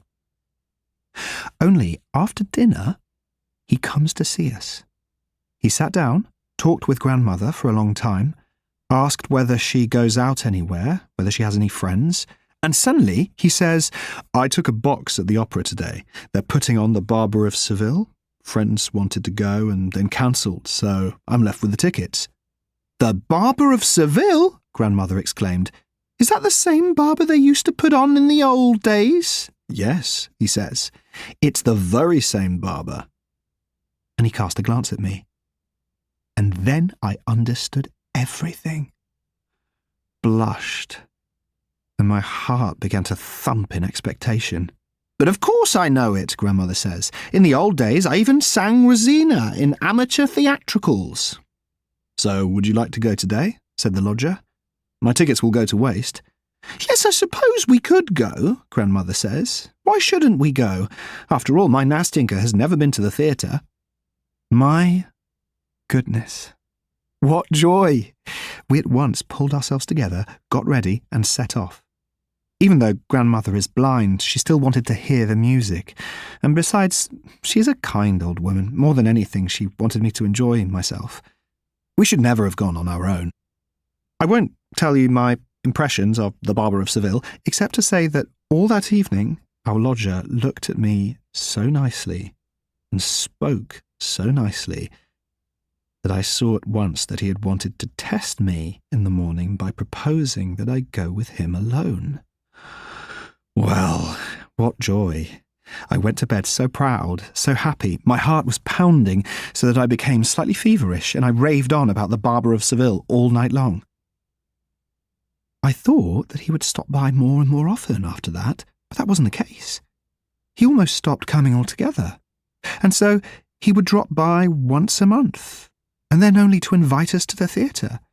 We went with him again a couple of times, only I wasn't at all happy with this. I saw that he simply felt sorry for me. because I was kept under grandmother's thumb, and there wasn't anything else to it. And then, as time went on, something came over me. I couldn't sit still, and I couldn't read, and I couldn't work. Sometimes I would laugh and do something to grandmother out of spite, while at other times I would simply cry. In the end, I grew thin and almost became ill. The opera season was over, and the lodger stopped dropping by altogether. Whenever we would meet, always on that same staircase, it goes without saying, he would bow so silently, so seriously, as though he didn't wish to speak, and then walk down all the way to the front door while I was still standing halfway up the stairs, as red as a cherry, because all my blood would rush to my head whenever we met. Now, we're coming to the end. Exactly a year ago, in May, the lodger comes to us and tells grandmother that he has finished all his business and that he must return to Moscow for a year. When I heard this, I turned white and collapsed onto the chair, half dead. Grandmother didn't notice anything, and after announcing that he was going away, he took his leave and left. What was I to do? I thought and thought. I became more and more miserable, and finally, I came to a decision. He was to leave the next day, and I decided that I would bring everything to a conclusion that evening after grandmother had gone to bed. And that's what happened. I gathered into a bundle all my dresses, as many underclothes as was necessary, and with the bundle in hand, neither dead nor alive, I set off to our lodger's room in the attic. I think I spent an entire hour walking up that staircase. When I opened his door, he cried out upon seeing me. He thought that I was a ghost and rushed to get me some water because I could scarcely stand on my own feet. My heart was pounding so that my head ached and my thinking had become confused. When I came to my senses, I began straight away by placing my bundle on his bed, sat down next to it, buried my face in my hands, and let loose floods of tears. He seemed to understand everything in an instant and stood before me, pale, looking at me with such sadness that it broke my heart. "Listen," he began. "Listen, Nastyenka. I can't do anything. I'm a poor man. I don't have anything yet, not even a decent job. How would we live if I were to marry you?" We talked for a long time, but in the end, I worked myself into such a state that I said I couldn't live with grandmother, that I would run away from her, that I didn't want to be pinned to her, and that if he liked, I would go with him to Moscow, because I couldn't live without him. Shame and love and pride spoke in me all at once, and I collapsed on his bed almost in convulsions. I was so afraid of a refusal. He sat in silence for several minutes, then got up, walked over to me, and took me by the hand. "Listen, my dear, my sweet Nastyenka," he began, also through tears. "Listen, I swear to you that if ever I am in the position to marry, then you will certainly be the one to make me happy. I assure you that now only you alone can make me happy. Listen, I'm going to Moscow and will stay there for exactly 1 year. I hope to put my affairs in order. When I return, and if you have not stopped loving me, then I swear to you that we will be happy. But this is impossible now. I can't. I don't even have the right to promise something. But I repeat, if this doesn't happen in a year's time, then it certainly will someday. It goes without saying, but only in the event that you don't prefer somebody else to me, because I cannot and dare not bind you by any sort of promise." That's what he told me. And the next day, he went away. We both agreed not to say a word about this to grandmother. That was how he wanted it. Well, now my story is almost finished. Exactly a year has passed. He has arrived. He has been here already 3 whole days. And what? I cried out, impatient to hear the end. "And he still hasn't shown himself," Nastyenka answered, as if summoning up all her strength. "There has been neither hide nor hair of him." Here she stopped, fell silent for a bit, bent her head, and suddenly, having covered her face with her hands, began to sob so hard that it broke my heart. I wasn't at all expecting an ending like that. "Nastyenka," I began, in a timid and ingratiating voice. "Nastyenka, for goodness sake, don't cry. How do you know? Maybe he hasn't arrived yet. He's here, he's here, Nastinka rejoined. He's here, I know it. We made an agreement back then on that evening before his departure, when we had already said everything that I've told you, and we'd come to an agreement. We came out here for a stroll, right on this very embankment. It was 10 o'clock. We were sitting on this bench. I'd stopped crying and I was enjoying listening to him talk. He said that upon his arrival he would come to us at once, and if I didn't refuse him, then we would tell grandmother about everything. Now he's arrived, I know it, and he hasn't come, he hasn't. And once again she broke down in tears. Good heavens! Is there really nothing I can do to ease your sorrow? I cried out, jumping up from the bench in despair. Tell me, Nastinka, couldn't I at least go and see him? Would that really be possible? She said, suddenly raising her head. No, of course not, no, I said, after giving it some thought. But here's what you could do. Write a letter. No, that's impossible. I couldn't do that, she answered resolutely, but she had already lowered her head and wasn't looking at me. How is it that you can't? Why can't you? I continued, taking up my idea. But you know, Nastinka, you need a certain kind of letter. There are letters and then there are letters and... Oh, Nastinka, it's true. Believe me. I wouldn't give you bad advice. All this can be arranged. It was you who took the first step. Then why can't you now? I can't. It would seem that I was forcing myself on him. Oh, my dear little Nastinka, I interrupted, not concealing a smile. Not at all. No. You, of course, have a right to, because he promised you. And everything tells me that he's a delicate person, that he conducted himself properly, I continued, becoming more and more enraptured with the logic of my own arguments and convictions. How did he conduct himself? He bound himself with a promise. He said that he would not marry anyone but you, if he does marry. He left you completely free to refuse him, even now. Under such circumstances, you may take the first step. You have the right. You have the advantage over him, if, for example, you should wish to release him from his promise. Listen, how would you write it? What? Why, this letter. I would write it, like this. But, Dear Sir... Is this Dear Sir absolutely necessary? Absolutely. But then again, why should it be, I suppose? Well, go on. Dear Sir, forgive me for... But no, we don't need any forgiveness.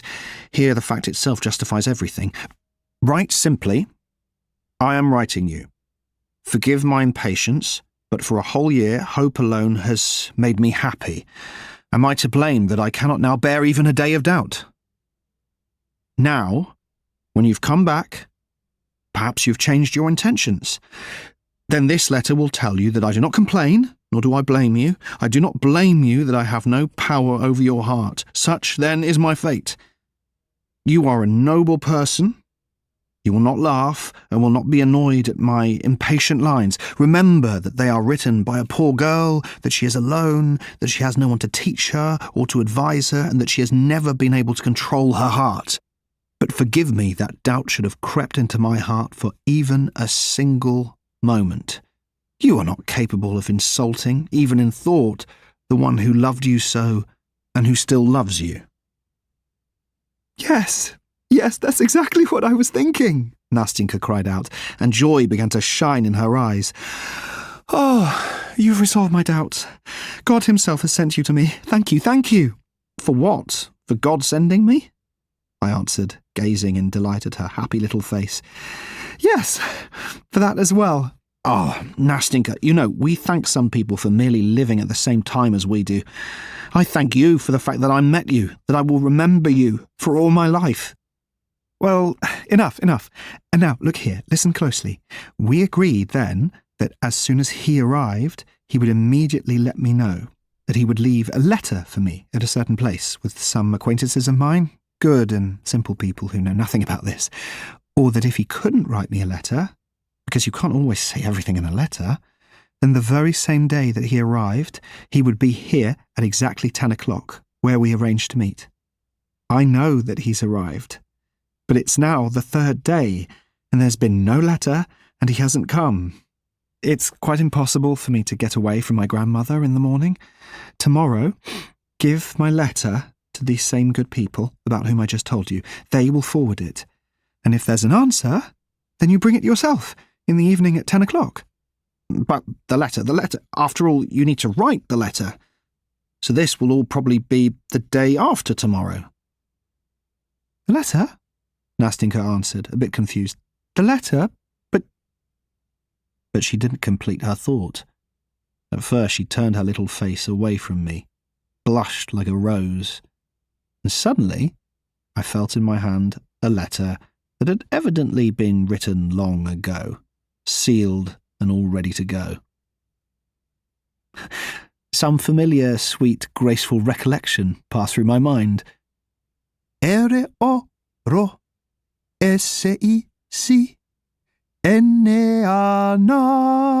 I began.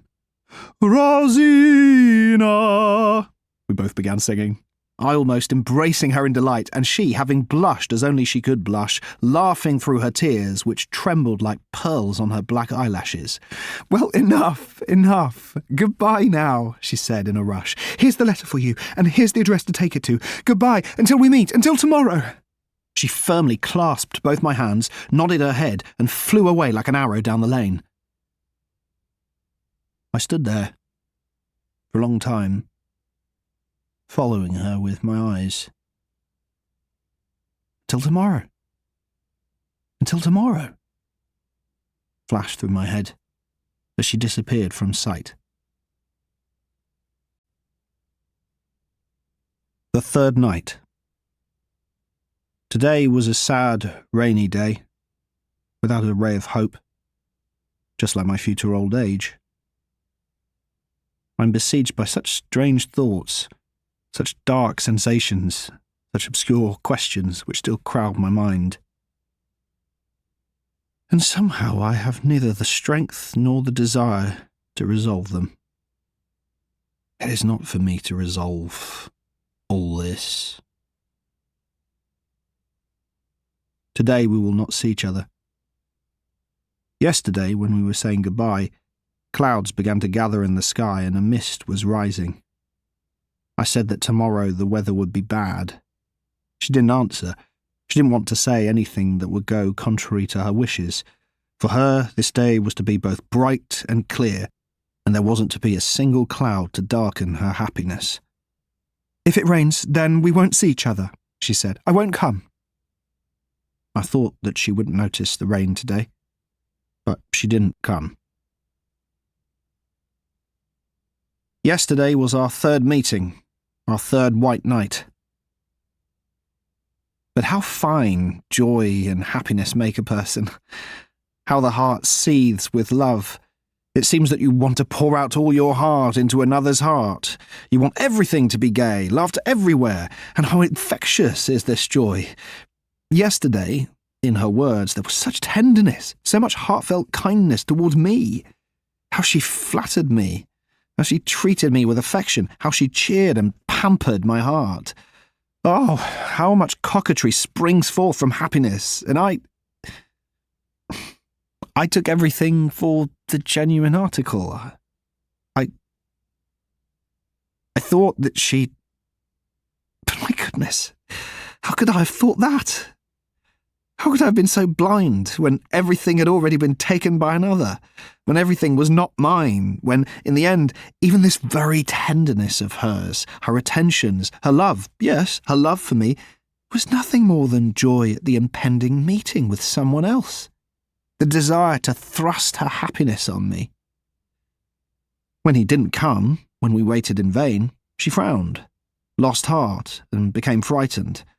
All her movements, all her words were no longer so light, playful, and gay, and strangely enough, she doubled her attentions to me as if instinctively wishing to lavish upon me all that she wished for herself, and that she feared might not come to pass.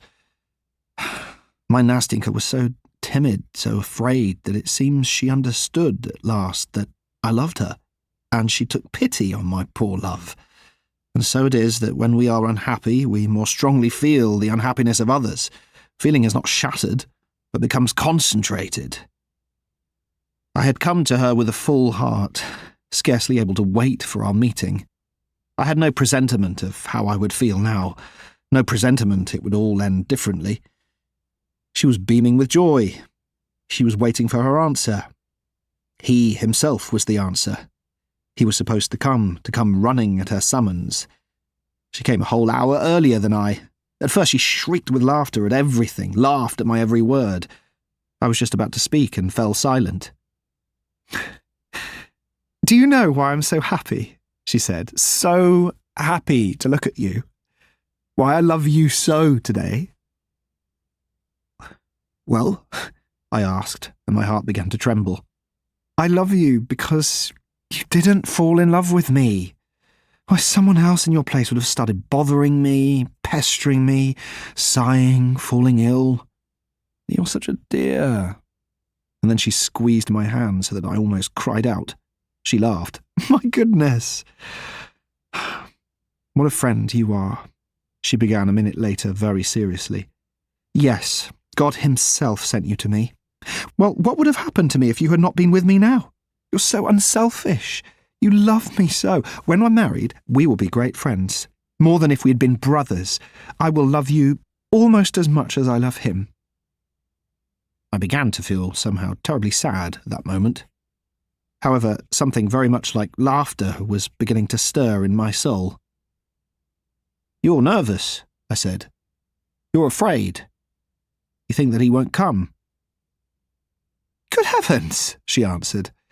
"If I were any less happy, I should probably burst into tears on account of your lack of faith, your reproaches. However, you've given me an idea and a lot to think about. But I'll think about it later, and now I'll confess to you that you spoke the truth. Yes, I'm somehow not myself. I'm somehow all wrapped up in expectations and somehow feel everything too lightly. But enough, let's not talk about feelings." At that moment, steps could be heard, and in the darkness appeared a passer-by who was walking in our direction. We both began to tremble. She almost cried out. I let go of her hand and made a gesture as though I wanted to walk away. But we were both mistaken. It was not he. "What are you afraid of? Why did you stop holding my hand?" she said as she gave it to me again. "Well, what's the matter? We'll meet him together. I want him to see that we love each other." "That we love each other?" I cried. "Oh, Nastyenka, Nastyenka," I thought to myself. "How much you've said with that one word. Such a love, Nastyenka, at certain moments can make the heart grow cold and make one miserable. Your hand is cold. Mine is as hot as fire. How blind you are, Nastyenka. Oh, how unbearable is the happy person at certain moments. But I couldn't be angry with you." Finally, my heart was overflowing. "Listen, Nastyenka," I cried. "Do you know what I've been through today?" "Well, what? What is it? Tell me quickly. Why have you been silent all this time?" "First of all, Nastyenka, when I'd carried out all your commissions, delivered the letter, visited your good people, then I returned home and went to bed." "Is that all?" she interrupted, laughing. "Yes, almost all," I answered reluctantly, because foolish tears were already welling up in my eyes. "I woke up an hour before our meeting, but it was as if I hadn't slept. I don't know what was wrong with me. I was coming so that I could tell you all this, as if time had stopped for me, as if a certain sensation, a certain feeling were going to remain with me forever from this time forward, as if a single minute would continue for a whole eternity, and all life would come to a halt for me. When I woke up, it seemed to me that some sort of musical melody, long familiar, heard somewhere before, forgotten and sweet, was coming back to me. It seemed to me that all my life it had been begging to be released from my soul, and only now— "Oh, my goodness, Nastyenka interrupted. "What is all this about? I don't understand a single word." "Ah, Nastyenka, I wanted somehow to convey this strange impression to you," I began in a plaintive voice, which still harboured hope, albeit a very remote one. "Enough! Stop! Enough!" she said, and in a single instant she figured out everything, the imp. Suddenly she became somehow unusually talkative, gay and mischievous. She took me by the hand, laughing. She wanted me to laugh as well, and each word of mine uttered in embarrassment was met with such ringing, such prolonged laughter. I began to get angry. She had suddenly started playing the coquette. "Listen," she began. "I'm a bit disappointed, you know, that you didn't fall in love with me. Just try and understand human nature after that. But still in all, Mr. Inflexible, you cannot but praise me for being such a simple girl. I tell you everything, no matter what sort of foolishness comes into my head. Listen. That's 11 o'clock, isn't it?" I said, when the measured sound of the bell began to ring in the distant city tower. She suddenly stopped, left off laughing, and began to count. "Yes, 11, she said at last in a timid, hesitant voice. I at once regretted that I'd frightened her, that I'd made her count the hours, and I cursed myself for the fit of spite. I felt sorry for her, and I didn't know how to atone for my transgression. I began to comfort her, to seek out reasons for his absence, to advance various arguments, proofs. Nobody could have been easier to deceive than she was at that moment, and indeed, at such a time, anyone would be happy to hear any sort of consolation whatsoever, and is made ever so happy by even the shadow of an excuse. "And the whole thing's ridiculous," I began, becoming more and more excited and admiring the unusual clarity of my own arguments. "And he couldn't have come. You've misled me and bewitched me, Nastinka, so that I've lost track of the time. Now just think. He's only just got the letter. Let's suppose that he can't come. Let's suppose that he'll send an answer. Then the letter couldn't come before tomorrow. I'll go as soon as it's light tomorrow and let you know at once. Consider, finally, that there are 1,000 possibilities. Well, he wasn't home when the letter arrived, and perhaps he still hasn't read it. You know, anything might have happened." Yes, Nastinka answered. "I didn't think of that. Of course, anything might have happened," she continued in her most compliant voice, in which, however, one could hear some other remote thought, like an annoying dissonance. "Here's what you'll do," she continued. "You go as early as possible tomorrow, and if you get anything, you'll let me know at once. You do know where I live, don't you?" And she began to repeat her address for me. Then she suddenly became so tender, so timid with me. She seemed to be listening attentively to what I was saying to her, but when I addressed a question to her, she remained silent, got confused, and turned her head away from me. I looked her in the eyes. I was right. She was crying. "No, how can you? Oh, you're such a child. What childishness. Enough." She made an attempt to laugh, to calm herself, but her chin was trembling, and her chest was still heaving. "I was thinking about you," she said to me after a minute's silence. "You're so kind that I would have to be made of stone not to feel it. Do you know what just occurred to me? I was comparing the two of you. Why isn't he you? Why isn't he like you? He's not as good as you, even though I love him more than you." I didn't see anything in reply. She seemed to be waiting for me to say something. "Of course, perhaps I don't fully understand him yet, don't fully know him yet. You know, I was always a bit afraid of him. He was always so serious. He seemed so proud. Of course, I know that he only looks like that there is more tenderness in his heart than there is in mine. I remember how he looked at me then, when you remember, came to him with my bundle. But all the same, I respect him too much. And doesn't that mean that we're not equals?" "No, Nastinka, no," I answered. "That means that you love him more than anything in the world. And a good deal more than you love yourself." "Yes, I suppose that's so," answered naive little Nastinka. "But do you know what just occurred to me? Only, I'm not going to talk about him now, but just in general. All of this occurred to me long ago. Listen, why is it that we aren't all like brothers to one another? Why is it that the very best person is always hiding something from other people and is quiet about it? Why not say frankly and immediately what's in your heart? If you know that you're not speaking idly, As it is, everyone looks more severe than they actually are. As though they're all afraid their feelings will be hurt if they reveal them too soon. Ah, Nastyenka, what you say is true, and you see there are many reasons for it, I interrupted, reining in my feelings at that moment more than I have ever done before. No, she answered with deep feeling. No, you, for example, aren't like other people. I really don't know how to tell you what I'm feeling, but it seems to me that you, for example, even now, it seems that you're sacrificing something for me, she added timidly, with a fleeting glance at me.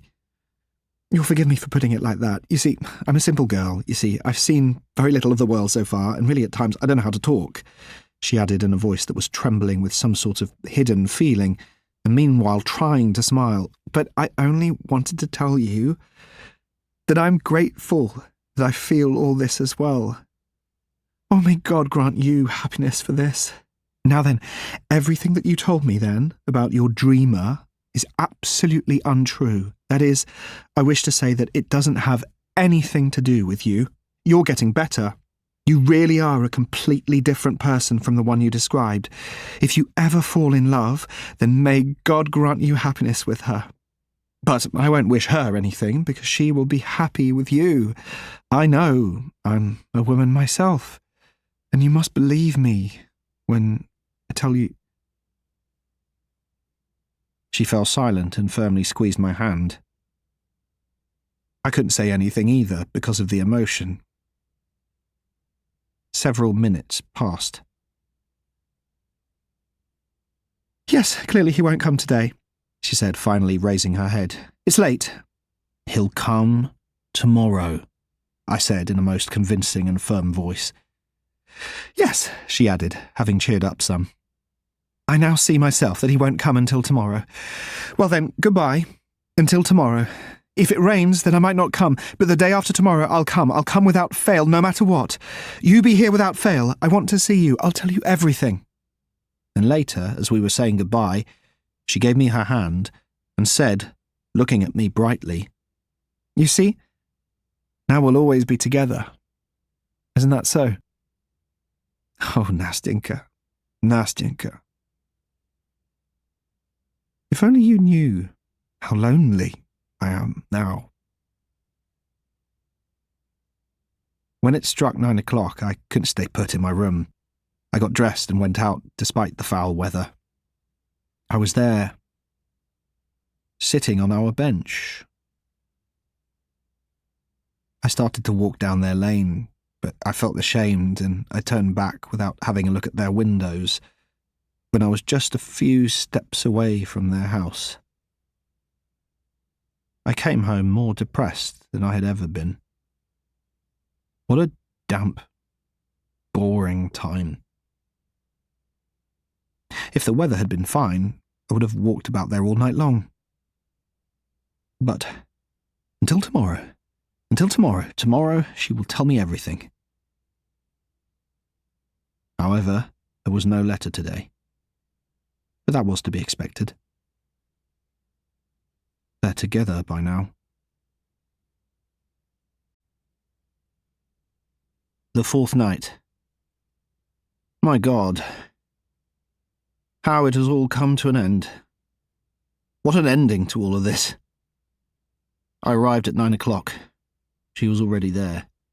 I caught sight of her when I was still quite a distance away. She was standing like she had been then, that first time, with her elbows leaning on the railing of the embankment, and didn't hear me approach. Nastyenka! I called out to her, making a tremendous effort to suppress my agitation. She quickly turned around towards me. Well, she said. Well, quickly now. I looked at her in bewilderment. Well, where's the letter? Did you bring the letter? She repeated, clutching the railing with her hand. No, I don't have a letter, I said finally. Has he really not come to see you yet? She turned terribly pale and for a long time looked at me without moving. I had shattered her last hope. Well, good luck to him, she uttered finally in a breaking voice. Good luck to him. If he's going to leave me like that. She lowered her eyes, then wanted to look at me, but she couldn't. For several more minutes she kept her agitation in check, but suddenly she turned away, leaned her elbows on the balustrade of the embankment, and burst into tears. "Enough! Enough!" I began. As I looked at her, I didn't have the strength to continue, and what could I have said? "Don't try to comfort me," she said, weeping. "Don't talk about him. Don't say that he will come, that he wouldn't abandon me so cruelly, so inhumanly, as he has done. What for? What for? Can it really be that there was something in my letter, in that wretched letter?" Here her voice was broken by sobs. My heart was breaking as I looked at her. "Oh, how cruelly inhuman it is," she began again. "And not a line, not a line. He could at least have answered that he didn't need me, that he was rejecting me, but not a single line in 3 whole days. How easy it is for him to wound, to insult a poor defenceless girl whose only fault is that she loves him. Oh, what I've endured these 3 days! My God, when I recall that I went to him the first time myself, that I humbled myself before him, wept, that I begged him for just the tiniest smidgen of love. And after that—" "Listen," she began as she turned to me, and her black eyes began to flash. "This cannot be. It simply cannot be like this. It's unnatural. Either you or I have been deceived. Maybe he didn't get the letter. Perhaps he still doesn't know anything. How is it possible, judge for yourself, how is it possible to behave so barbarously and so coarsely as he has towards me? Not a single word. But the lowliest man on earth is treated with more compassion. Perhaps he heard something, perhaps somebody said something about me," she cried out, turning to me with a question. What? What do you think?" "Listen, Nastyenka, tomorrow I'll go and see him in your name." "Yes?" "I'll ask him about everything. I'll tell him everything." "Yes, yes." "You write a letter. Don't say no, Nastyenka, don't say no. I'll make him respect your action. He'll learn everything. And if—" "No, my friend, no," she interrupted. "Enough. Not another word. Not another word from me, not a line. Enough. I don't know him. I don't love him any more. I will forget him." She didn't finish. Calm yourself. Sit here, Nastyenka," I said, as I seated her on the bench. "But I am calm. Enough. It's nothing, just tears, they'll dry. Do you think that I'll do away with myself? They'll drown myself?" My heart was full. I wanted to say something, but couldn't. "Listen," she continued, taking me by the hand. "Tell me, would you have acted like this? Would you have abandoned a girl who came to you on her own? Would you have thrown in her face a shameless jeer at her weak, foolish heart? Would you have looked after her? Would you have understood that she was all alone? That she didn't know how to take care of herself? That she didn't know how to protect herself from loving you? That it wasn't her fault? That finally it wasn't her fault? That she'd done nothing? Oh my God! My God!" "Nastyenka!" I cried out finally, unable to control my agitation. "Nastyenka! You're tearing me apart! You're breaking my heart! You're killing me, Nastyenka! I cannot be silent! I must finally speak and tell you what has been welling up here in my heart!" As I said this, I got up from the bench. She took me by the hand and looked at me in surprise. "What is it?" she uttered finally. "Listen," I said resolutely. "Listen to me, Nastyenka. What I am about to say is all nonsense, all impossible or silly. I know that it can never happen, but I cannot remain silent. In the name of all that you are suffering now, I beg of you beforehand to forgive me." "Well, what? What is it?" she said, having stopped crying and looking at me intently, while a strange curiosity shone in her astonished eyes. "What is it?" "It's impossible, but I love you, Nastyenka. That's what it is." "Well, now everything's been said," I said with a wave of my hand. "Now you will see whether you can talk with me as you were just talking, whether, finally, you can listen to what I'm going to say." "Well, what of it? What of it?" Nastyenka interrupted. "What of it? Well, I knew long ago that you loved me. Only it always seemed to me that you loved me simply, in a different way. Oh, my God, my God. In the beginning it was simple, Nastyenka, but now... I'm in exactly the same position as you were when you went to him with your bundle. Worse than you, Nastyenka, because he didn't love someone then, but you do." What is it you're saying to me? I truly don't understand you at all. But listen here. Why ever, that is, not why, but what reason do you have for so suddenly... My God, I'm talking nonsense, but you... And Nastinka became thoroughly confused. Her cheeks were flushed. She lowered her eyes. What's to be done, Nastinka? What am I to do? I'm to blame. I abused your... No, I'm not to blame, Nastinka. I know it. I feel it. Because my heart tells me that I'm right. Because I cannot hurt you. I cannot offend you. I was your friend. Well, and that is what I am now. I've betrayed nothing. You see, now it's me whose tears are streaming down, Nastinka. Let them stream. Let them stream. They won't bother anybody. They will dry, Nastinka. But sit down. Do sit down, she said as she was seating me on the bench. Oh, my God. No, Nastinka, I won't sit down. I can't stay here any longer. You won't see me any more. I'll say everything and leave. I only want to say that you would never have learned that I love you.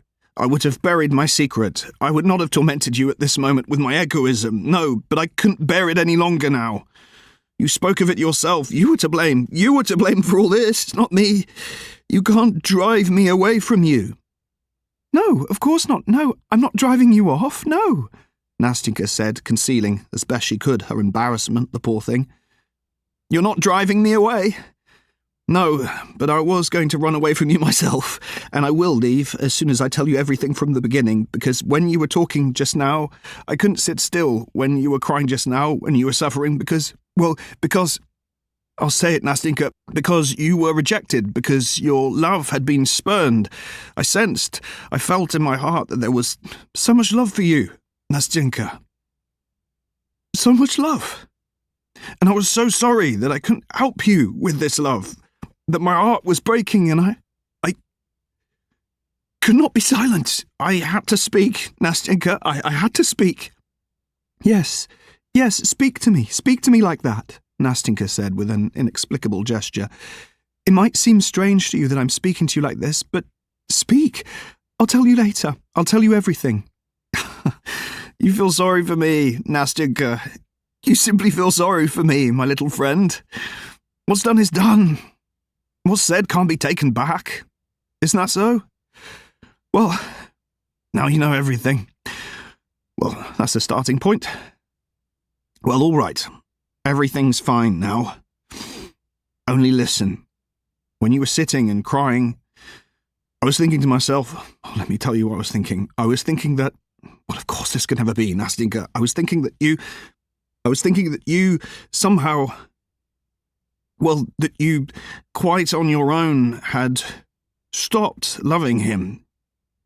Then, I was thinking this yesterday and the day before yesterday, Nastinka, then I would certainly have made you fall in love with me.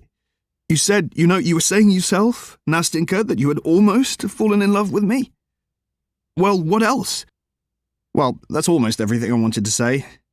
It remains only to say what it would have been like if you had fallen in love with me. Only that, nothing more. Listen then, my friend, because you are still my friend. Of course, I'm a simple person, poor and insignificant. Only that's not the point. Somehow I keep talking about the wrong things. That's because I'm embarrassed, Nastinka. But only, I would love you so.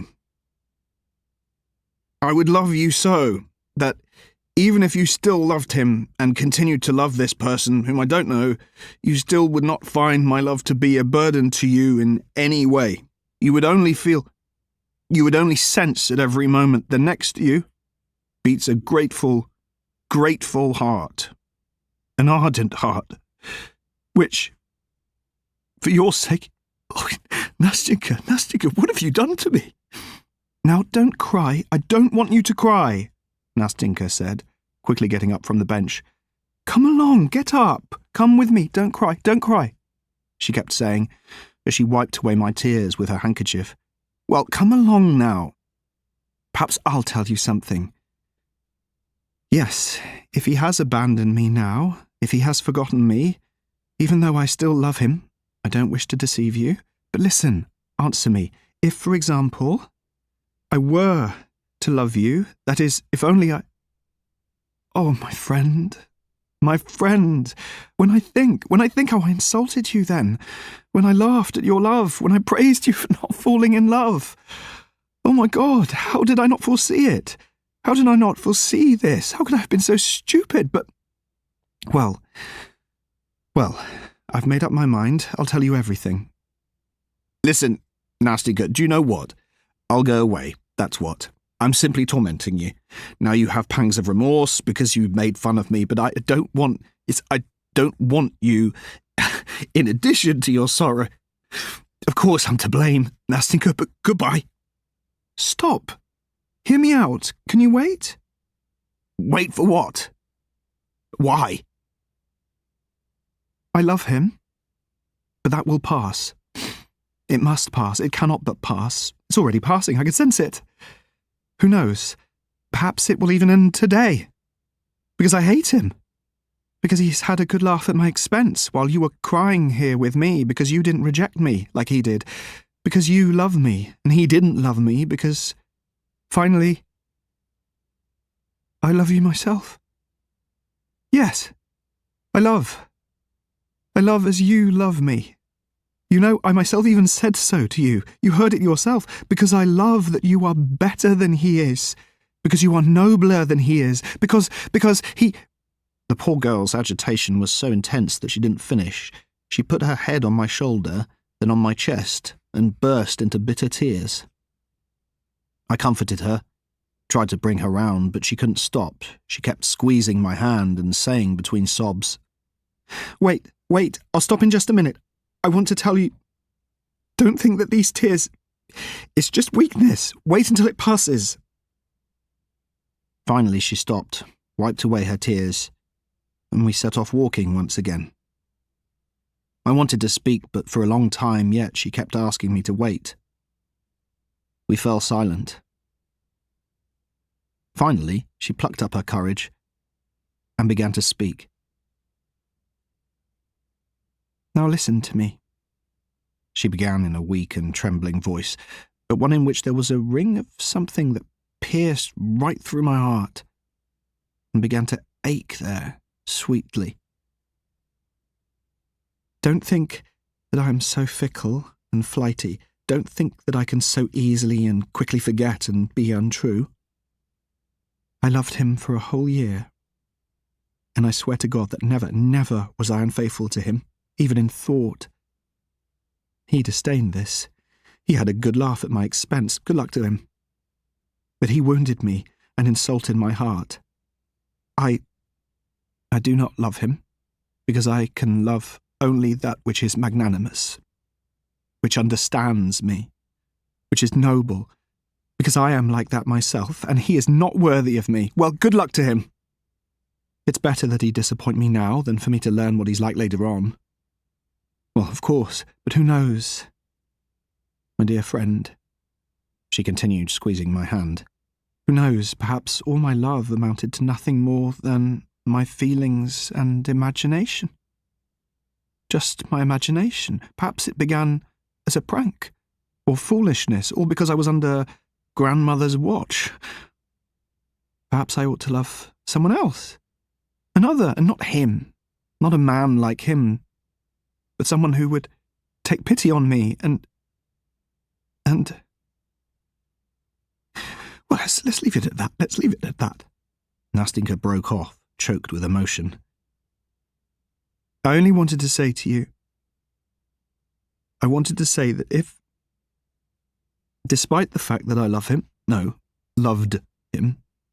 if despite that, you will still say, if you feel that your love is so great that it may in the end drive out from my heart the former, if you wish to take pity on me, if you don't wish to leave me alone to my fate, without consolation, without hope, if you wish to love me always as you now love me, then I swear that gratitude, that my love will in the end be worthy of your love.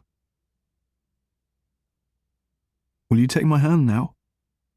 Nastinka, I cried out, choking with sobs. Nastinka! Oh, Nastinka! Well, enough. Well, now that's certainly enough. she said, hardly able to control herself. Well now, everything has been said, isn't that right? Isn't that so? Well, and you're happy, and I'm happy. Not another word more about this. Wait, spare me. Talk about something else, for God's sake. Yes, Nastinka, yes, enough about that. Now I'm happy. Well, Nastinka, well, let's talk about something else. Quickly, yes, quickly, let's talk about something else. Yes, I'm ready. And we didn't know what to say. We laughed. We cried. We said thousands of words without rhyme or reason. We first walked along the sidewalk, then suddenly we turned back and crossed the street. Then we stopped and began to cross over to the embankment. We were like children. I live alone now, Nastinka, I said, but tomorrow... Well, of course, I'm poor, you know, Nastinka. I only have 1,200 rubles, but that doesn't matter. Of course not. And grandmother has her pension, so she won't be a burden to us. We must take grandmother. Of course, we must take grandmother. Only there's Matryona. Oh, and we have Fyokla as well. Matryona is a good woman, only she has one fault. She doesn't have any imagination, Nastenka. Absolutely no imagination whatsoever. But that doesn't matter. It doesn't make any difference. They can both live together. Only you must move to our house tomorrow. What did you say? To your house? Fine. I'm ready. Yes, you'll rent from us. We have an attic upstairs. It's empty. There was a lodger, an old woman, a noble woman. She's moved out. And grandmother, I know, wants to rent it to a young man. I said, why exactly a young man? And she says, just because I'm old now, but just don't you start thinking, Nastinka, that I want to marry you off to him. So I guess that it was for that very reason. Oh, Nastinka. And we both laughed. Well, enough of that. Enough. Where is it that you live? I've forgotten. Over there, by Sonsowski Bridge, in Baranikov's building. Is it that big house? Yes, the big house. Oh, I know it. It's a good house. Only you must leave it, you know, and move in with us as soon as possible. Tomorrow, then, Nastinka, tomorrow. I owe a bit for my apartment, but that doesn't matter. I'll receive my salary soon. And you know, perhaps I can give lessons? I'll learn something myself, and then I'll give lessons. Well, now that's wonderful. And I'll get my bonus soon, Nastinka. So then, tomorrow you'll be my lodger. Yes, and we'll go see the Barber of Seville, because they're going to put it on again soon. Yes, let's go, Nastinka said, smiling. No, it would be better to see something else, and not the barber. Well, fine, something else, of course. That would be better. What was I thinking? As we said this, we were both walking in some kind of stupor, in a haze, as if we didn't know ourselves what was happening to us. One moment we would stop and talk for a long time without moving. Then we would start walking again, and God only knows where we ended up. And then laughter again, and then tears. Then Nastinka would suddenly want to go home, and I didn't dare keep her and wanted to see her home. We would set off. And a quarter of an hour later we would find ourselves on the embankment by our bench. Then she would sigh, and once again her eyes would well up with tears. I would turn timid, and then feel a chill. But she would immediately squeeze my hand and drag me off to walk, to chatter, to talk. It's time now. It's time for me to go home. I think it must be quite late, Nastinka said at last. We've been behaving like children long enough. Yes, Nastinka, only I won't fall asleep now. I won't go home. I don't think I'll sleep either. Just see me home. Absolutely. Only this time we absolutely must walk all the way to the apartment. Absolutely, absolutely. Word of honour? Because you see, I must return home at some point. Word of honour, I answered, laughing. Well, let's go. Let's go. Look at the sky, Nastinka. Look. Tomorrow will be a wonderful day. What a blue sky. What a moon. Look. See how that yellow cloud is beginning to hide it from view? Look, look. No, it's passed by. Look now. Look. But Nastinka wasn't looking at the cloud. She stood speechless, rooted to the ground. A minute later she began somewhat timidly clinging to me tightly. Her hand began to tremble in my hand. I glanced at her. She pressed against me more tightly still. At that moment, a young man walked past us. He suddenly stopped, looked at us intently, and then took several steps. My heart began to quiver. "Nastinka," I said in a hushed voice. "Who is that, Nastinka?" "It's him," she answered in a whisper, clinging to me even more tightly and more timidly. I could barely keep standing on my own 2 feet. "Nastinka! Nastinka, it's you!" We heard a voice behind us, and at that moment the young man took several steps towards us. My God, what a cry! How she shuddered! How she tore herself from my arms and flew to meet him. I stood and watched them, crushed. But she had scarcely given him her hand, had scarcely thrown herself into his embrace, when she suddenly turned to me again and was at my side in a flash like the wind, and before I had a chance to collect myself, she flung both arms around my neck and kissed me firmly, ardently. Then, without saying a word to me, she rushed to him again, took him by the hand, and led him away. I stood for a long time and watched them walk away. Finally, both of them vanished from sight. Morning. My nights ended with the morning. It was a dreadful day. The rain beat down on my windows cheerlessly. It was dark in the room. It was overcast outside. My head ached and was spinning. Fever was stealing its way through my limbs. "A letter for you, sir. It came by the city post. The postman brought it," Matrona said, hovering over me. "A letter? From whom?" I cried out, jumping up from my chair. "That I wouldn't know, sir. Have a look. Maybe it's written down there who it's from." I broke the seal. It was from her. "Oh, forgive me," Nastinka wrote me. "I beg you on my knees to forgive me. I deceived both you and myself. It was a dream, a phantom. I have suffered torments about you today. Forgive me. Don't blame me, because I haven't changed in the least towards you. I said that I would love you, and I love you now. I more than love you. Oh my God, if only I could love you both at the same time. Oh, if only you were he. Oh, if only he were you, flashed through my mind. I remembered your words, Nastinka. God knows what I would do for you now. I know that you're miserable and sad. I have hurt you, but you know, when one loves, an injury is soon forgotten. And you love me. Thank you. Yes, thank you for that love, because it is stamped on my memory like a sweet dream that you remember long after waking up. Because I will forever remember that moment when you opened up your heart to me like a brother, and so generously accepted the gift of my shattered heart to protect, cherish, and heal it. If you forgive me, then the memory of you will be exalted in me by a feeling of eternal gratitude to you that will never quit my heart.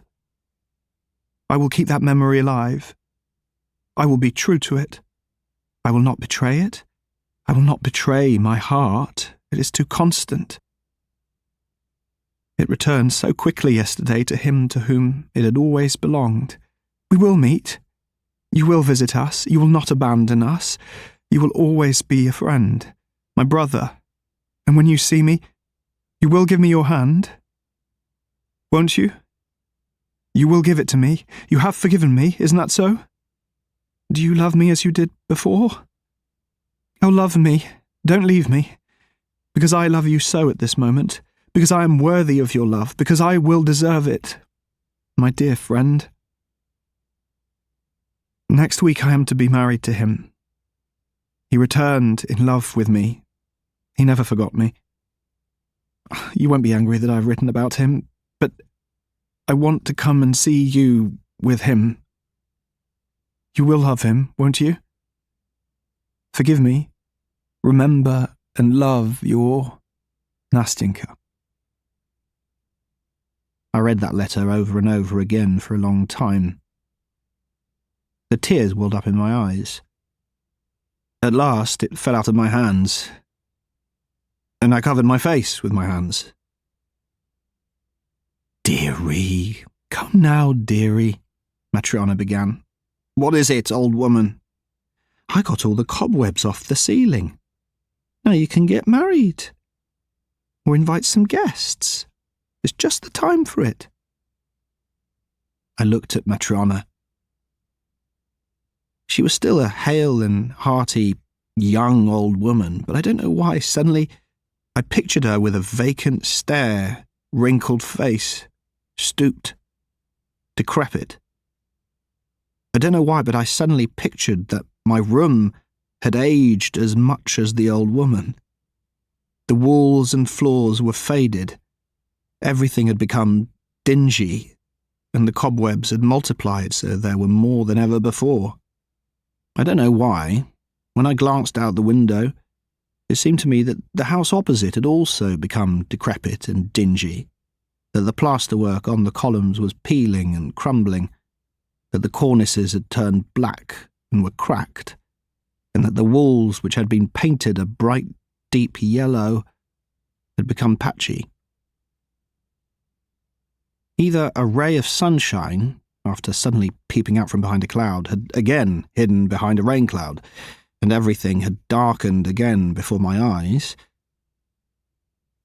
or perhaps the whole vista of my future had flashed before me so bleakly and so sadly, and I saw myself just as I am now, exactly 15 years later, only older, in the same room, just as lonely, with the same Matryona, who hasn't grown any wiser in all those years.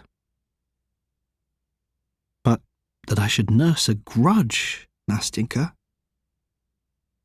that I should cast a dark cloud over your bright, serene happiness, that I, with bitter reproaches, should cast pangs of anguish on your heart, wound it with secret remorse and force it to beat with anguish at the moment of bliss, that I would crush even one of those delicate flowers that you plaited into your black curls when you walked together with him to the altar? Oh, never. Never. May your sky be clear. May your sweet smile be bright and serene. May you be blessed for that moment of bliss and happiness that you gave to another lonely, grateful heart. My God! A whole minute of bliss? Is that really so little for the whole of a man's life? Babuk. This time I'm submitting the notes of a certain person. It is not I. It is by an altogether different person. I think nothing more in the way of an introduction is necessary. The notes of a certain person. The day before yesterday, Semyon Ardalyonovitch suddenly comes out with, "And would you kindly tell me, Ivan Ivanitch, will the day come when you'll be sober?" Strange request. I don't take offence, I'm a shy person, but just the same, they've gone and made me out to be a madman. An artist happened to paint my portrait. "After all," he says, "you're a literary man." I acquiesced, and he exhibited it. I read, "Go take a look at this sickly face that is on the verge of madness." Even if my face is like that, really, how can one be so direct in print? In print, everything should be noble. There should be ideals, but here... At the very least, say it indirectly. That's what you have style for. No, he doesn't want to do it indirectly. Nowadays, humour and good style are disappearing, and swear words are taken for wit. I'm not offended. I'm not some God knows what kind of fancy man of letters to lose my mind over something like that. I wrote a story. It wasn't published. I wrote a feuilleton. It was rejected. I took a lot of these feuilletons around to different publishers and was rejected everywhere. You don't have enough salt, they told me. What kind of salt do you want? I ask with scorn. Attic salt? He doesn't even understand. For the most part, I translate from French for the booksellers, and I write advertisements for the merchants. A rare treat, fine tea, I write, from our own plantations. I made a bundle on a panegyric for His Excellency, the late Pyotr Matveyevich. I was commissioned by a bookseller to compile The Art of Pleasing the Ladies. I've put out about 6 books like this in my lifetime. I want to collect Voltaire's bon mots, but I'm afraid that they'll seem a bit flat to people here. Who needs Voltaire now? These days it's a cudgel you need, not Voltaire. We've knocked out each other's teeth, every last one. Well, that's the whole extent of my literary endeavours. Although I do dispatch letters to the editorial offices free of charge, signed with my name in full. I give advice and make recommendations. I offer criticism and point out the proper path. Last week, I sent my 40th letter in 2 years to a certain editorial office. I've spent 4 rubles on stamps alone. I have a nasty temper, that's what it is. I think the painter did my portrait, not for the sake of literature, but for the sake of the 2 symmetrical warts on my forehead. It's a phenomenon, he says. They don't have any ideas, so now they resort to phenomena. Well, and what a fine job he did of capturing my warts in a portrait. They're lifelike. That's what they call realism. And as far as madness is concerned, last year a lot of people were put down as mad, and with such style. Such an original talent, they say. And then, towards the end, it turned out that, however, this should have been foreseen long ago. This is still rather ingenious, so that one might even praise it from the point of view of pure art. Well, and then, suddenly, these madmen came back even smarter. There you are. We know how to drive people out of their minds, but we've never made anyone smarter. In my opinion, the one who's smarter than all the rest is the one who calls himself a fool at least once a month. An unheard of talent nowadays. Before, a fool knew once a year at the very least that he was a fool. But now, nothing doing. And they've muddled things so that you can't tell a fool from an intelligent person. They do this on purpose. I'm reminded of a Spanish witticism. When 2.5 centuries ago the French built the first madhouse. They locked up all their fools in a special building to reassure themselves that they're the sane ones. But really, locking somebody else up in a madhouse doesn't prove that you have brains. Kay lost his mind, that means we are sane? No, that isn't what that means. However, what the devil? And why am I fussing about my brains? I grumble and grumble. Even the servant girl is tired of it. Yesterday, a friend dropped by. Your style is changing, he says. It's choppy. You chop and chop, and then you've got a parenthetic clause, then you pile on another parenthetic clause, and then you stick something else in parentheses, and then you start chopping and chopping again. My friend's right. Something strange is happening to me. And my character is changing, and my head aches. I'm beginning to see and hear certain strange things. Not exactly voices, but it's as if someone were right beside me, saying, Babok, Babok, Babok. What is this Babok? I need some diversion. I went out in search of diversion and ended up at a funeral. A distant relative. A collegiate counsellor, however. A widow, 5 daughters, all young. What it must come to, just for shoes alone. The deceased managed, but now there's only a little pension. They'll have their tails between their legs. I had always been given a less than hearty welcome, and I wouldn't have gone now if it hadn't been such a special occasion. I took part in the procession to the cemetery along with the others. They kept their distance and put on airs. My uniform, indeed, is in pretty bad shape. It's been about 25 years, I think, since I've been to the cemetery. There's a nice little place for you. First of all, the smell. About 15 corpses had arrived, palls of various prices. There were even 2 catafalques, one for a general and one for some lady. There are a lot of mournful faces, and a lot of bogus mourning as well, and even a lot of undisguised gaiety. The clergy can't complain. It's money. But the smell. The smell. I wouldn't want to be one of the local ecclesiastics. I took a cautious look at the corpses, not having confidence in controlling my impressionability. There were some gentle expressions, but there were unpleasant ones as well.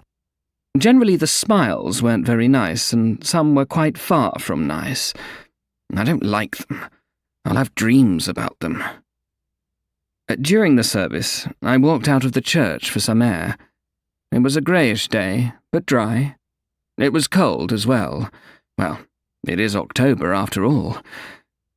I walked for a bit among the graves. There are various classes. The 3rd class costs 30 rubles, decent and not too expensive. The first 2 classes are inside the church and under the church porch. Well, they charge an arm and a leg for those.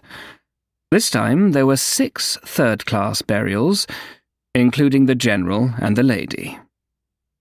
I glanced in the graves. It was terrible.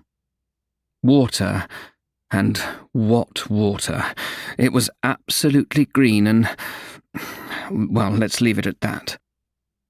The gravedigger was constantly bailing it out with a bucket.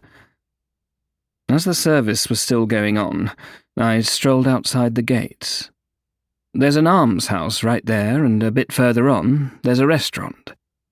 The little restaurant wasn't bad, fair to middling, and you can get a bite to eat and everything. It was packed with mourners. I noticed a good deal of merrymaking and heartfelt liveliness. I had a bite to eat and something to drink. Later, I took part with my own hands in bearing the coffin from the church to the grave. Why is it that corpses are so heavy in their coffins? They say that it's because of some sort of inertia, that the body is no longer in control of itself, or some such nonsense. It contradicts mechanics and common sense. I don't like it when people with only a general education rush in to solve problems best left to specialists, and that happens all the time among us. Civilians like to have opinions on military matters, even those that concern a field marshal, while people educated as engineers, more often than not, have opinions on philosophy and political economy. I didn't go to the prayer service. I'm proud, and if I'm only to be received out of dire necessity, then why should I trail along to their dinners, even if it is a funeral dinner? Only, I don't understand why I stayed on at the cemetery. I sat down on a monument and became suitably thoughtful. I began with the Moscow exhibition and ended with the subject of astonishment in general. Here's what I came up with about astonishment. To be astonished at everything, of course, is silly, while to be astonished at nothing is much more handsome, and for some reason is recognized as good form. But surely it's not like that in reality. In my opinion, it's much sillier to be astonished at nothing than to be astonished at everything. And what's more, to be astonished at nothing is almost the same thing as to respect nothing. And a silly man is not capable of showing respect. And above all, I want to feel respect. I thirst to feel respect, an acquaintance of mine said to me on one occasion recently. He thirsts to feel respect. And my God, I thought, what would become of you if you dared to print that now? And that's when I started daydreaming. I don't like reading the inscriptions on gravestones. It's forever the same thing. A half-eaten sandwich lay on the gravestone next to me. It was silly and out of place. I threw it on the ground, since it wasn't bread, but just a sandwich. However, dropping breadcrumbs on the ground isn't a sin, it seems. It's when it's on the floor that it's a sin. I should look it up in Suvorin's calendar. One might suppose that I'd been sitting there for a long time, even too long. That is, I even lay down on a long stone in the shape of a marble coffin. And how did it happen that I suddenly began to hear various things? At first, I didn't pay any attention and regarded it with disdain. However, the conversation continued. I listened. The sounds were muffled as though they had pillows covering their mouths, and yet they were intelligible and very near. I roused myself, sat up, and began to listen carefully. Your Excellency, this is simply impossible, sir. You declared hearts, I'm following your lead, and suddenly you have the 7 of diamonds. We should have made arrangements about diamonds earlier, sir. What's that? You mean we should play by rote? Where's the attraction in that? You can't, Your Excellency. You can't play without rules. We absolutely must have a dummy, and the cards must be dealt face down. Well, you won't find a dummy here. What arrogant words, however. Both strange and unexpected. One voice was so weighty and dignified, while the other seemed softly honeyed. I wouldn't have believed it if I hadn't heard it myself. I didn't think I was at the prayer service, and yet how was it that they're playing preference here? And who was this general? That it was coming from under the gravestone, there could be no doubt. I bent down and read the inscription on the tombstone. Here lies the body of Major General Pyerveyedov, knight of such and such orders. Passed away in August of the year 57. Rest, dear ashes, until the joyful morn. The devil, he really is a general. There wasn't a tombstone yet on the other grave, the one the ingratiating voice came from. There was only a stone slab. Must be a newcomer. Judging by his voice, he was a court councillor. An altogether different voice could be heard coming from a quite new grave some dozen yards away from the general spot. It belonged to a man of the common people, but modulated to an obsequiously pious manner. Oh, he's hiccuping again, suddenly resounded the squeamish and haughty voice of an irritated lady who seemed to be from the highest society. My punishment is to lie next to this shopkeeper. No, I didn't hiccup at all, and I haven't taken any food. It's simply my nature. And still in all, my lady, these whims of yours just won't let you settle down here. So why did you have to lie down here? They put me here. My wife and the little ones put me here. I didn't lie down here myself. Ugh, the mysteries of death. And I wouldn't have lain down next to you for anything, not for all the money in the world. But my own capital got me my place here, reckoning by the price, madam. For we can always do that. I mean, put enough aside for our own third-class grave. You made a bundle, cheated people. How could we cheat you, when it seems there's been no payment from you since January? We've got a little bill in your name at the shop. Well, now that's silly. In my opinion, it's very silly to look to have debts settled here. Go upstairs, ask my niece. She's my heir. But who can I ask now? And where can I go? We have both reached the end, and before the judgment seat of God, we are equal in our trespasses. In our trespasses? The dead woman mimicked disdainfully. And don't you dare speak another word to me. The shopkeeper nevertheless obeys the lady, Your Excellency. And why shouldn't he obey? Well, Your Excellency, as you know, there's a new order here. What new order is that? Well, you see, we're dead, so to speak, Your Excellency. Ah, yes, but still, there's order. Well, haven't they done us a favour? What a comfort. If it's already reached this point here, then why bother questioning what it's like upstairs? And how they carry on. However, I continued listening, though with extreme indignation. No, I would have lived a bit longer. No, I would have lived a bit. A new voice suddenly made itself heard from somewhere between the general and the irritable lady. Do you hear, Your Excellency? Our friend is at it again. He's quiet as can be for 3 days, and then suddenly, I would have lived a bit, yes, I would have lived a bit, and with such an appetite. And with such thoughtlessness. He can't help it, Your Excellency. And, he falls asleep. He's already fast asleep. After all, he's been here since April, you see, and then suddenly, I would have lived a bit. On the boring side, though, His Excellency observed.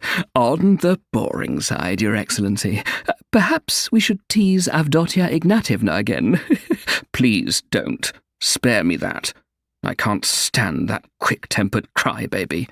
And I, for that matter, can't stand the two of you either, the crybaby answered contemptuously. You're both incredible bores, and you don't know how to talk about the ideal. I know a little story about you, Your Excellency. Don't flatter yourself. About how a servant swept you out with a broom from under a certain married couple's bed one morning. Nasty woman, the general muttered through clenched teeth. Dear Avdotia Ignatievna, the shopkeeper cried out again suddenly. My dear lady, tell me, and don't hold it against me. Am I in the torments now, or is something else happening? Ah, he's back on the same thing again. I had a feeling he would be, because there's a smell coming from him. A smell from his tossing and turning. I'm not tossing and turning, ma'am, and there's no particular smell coming from me, because I've still managed to preserve my body whole, while you, my lady, have really started to go bad. Because the smell indeed is unbearable, even for this place. I've kept quiet merely out of politeness. Ah, you and your nasty insults. He's the one who reeks, and he blames me. If only these 40 days would pass, I'd hear tearful voices above me, my wife wailing, and the children softly weeping. Well, what a thing to weep about. They'll stuff themselves with kutia and leave. Ah, if only somebody would wake up. Avdotia Ignatievna, the smooth-tongued official spoke up. Wait a little bit. The new ones will start talking. And are there any young people among them? Young people as well, Avdotia Ignatievna? There are even some young men. Ah, just what we need. What? Haven't they begun yet? His Excellency inquired. Even the ones from the day before yesterday haven't woken up yet, Your Excellency. You yourself know that sometimes they're quiet for a week. It's a good thing that yesterday and the day before and today they brought a whole lot all at once. Otherwise, you see, they're all from last year for 70 feet around. Yes, that should be interesting.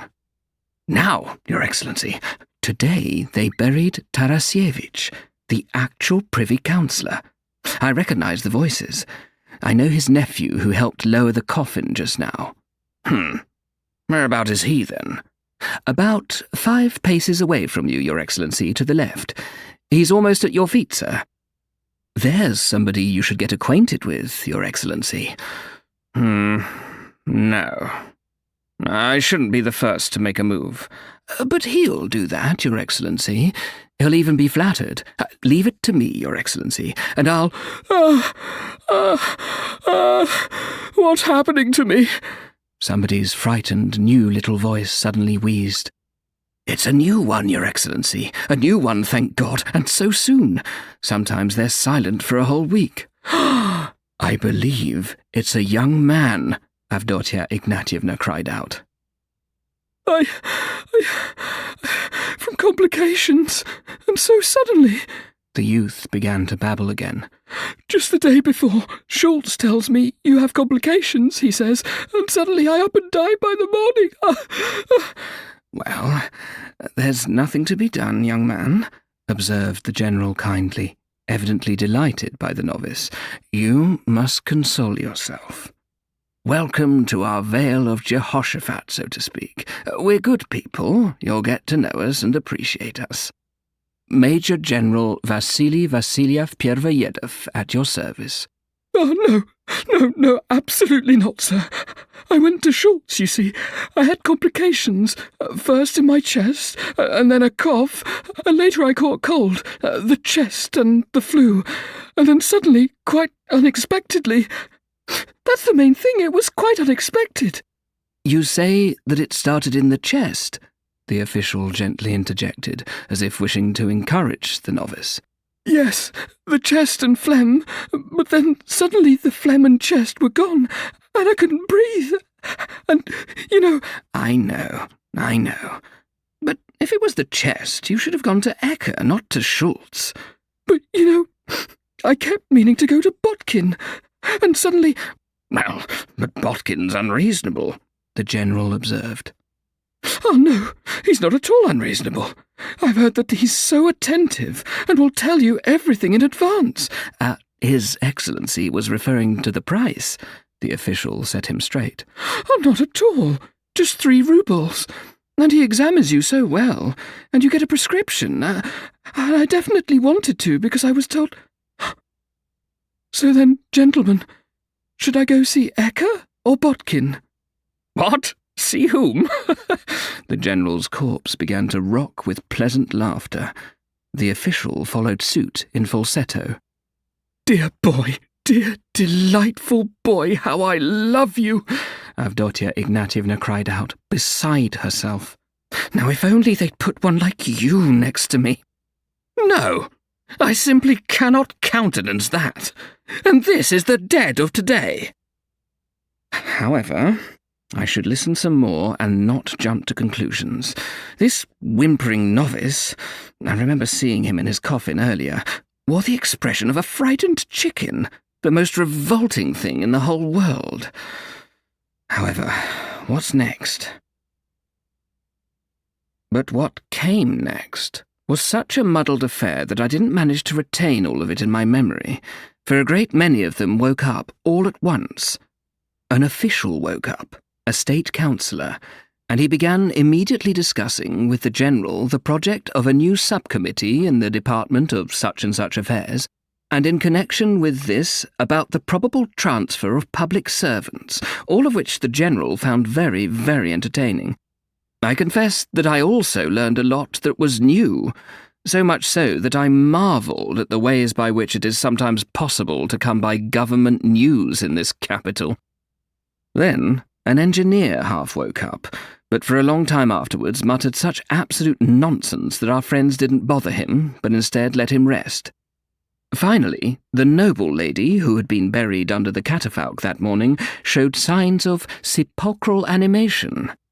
Libiziatnikov, for the ingratiating court councillor whom I detested turned out to be named Libiziatnikov, was surprised and made a great deal of fuss that they were all waking up so soon this time. I confess I was surprised as well.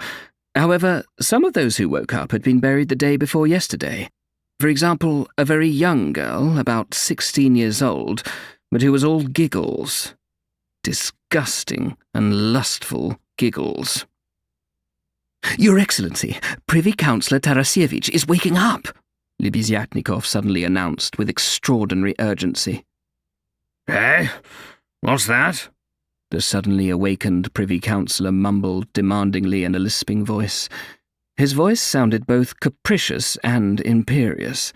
I listened with curiosity, for during these past few days I had heard something about this Tarasievich, something highly suggestive and alarming.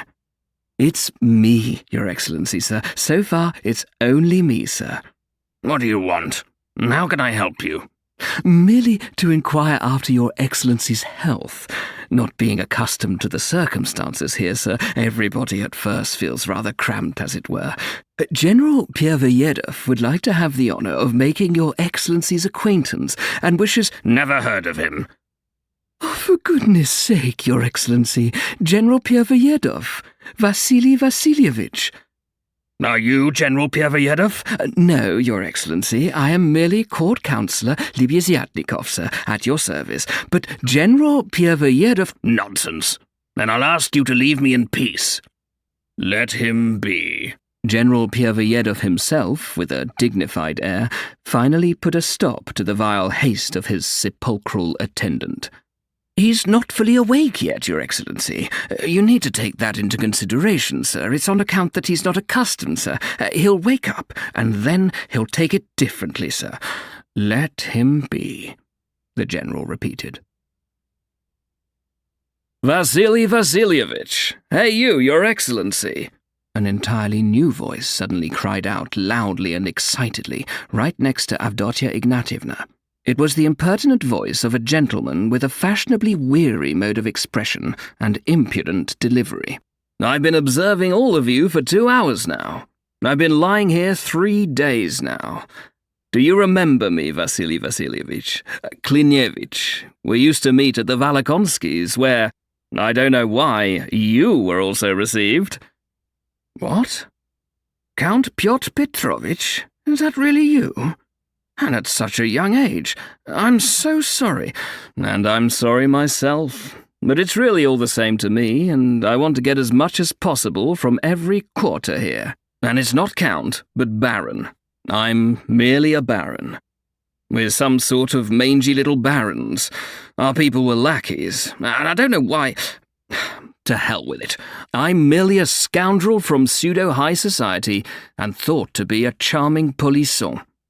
My father was some sort of little general, and my mother was once received en haut lieu.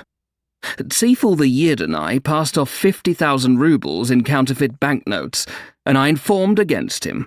But Yulka Charpentier de Lusignan carried off all the money with her to Bordeaux. And just imagine, my engagement had already been announced. To Shivalevskaya, just 3 months shy of 16, still in school, with a dowry of 90,000. Avdotia Ignatievna, do you remember how you corrupted me 15 years ago when I was still a 14-year-old page? Ah, so it's you, you scoundrel. Well, at least God sent you, because otherwise here it's...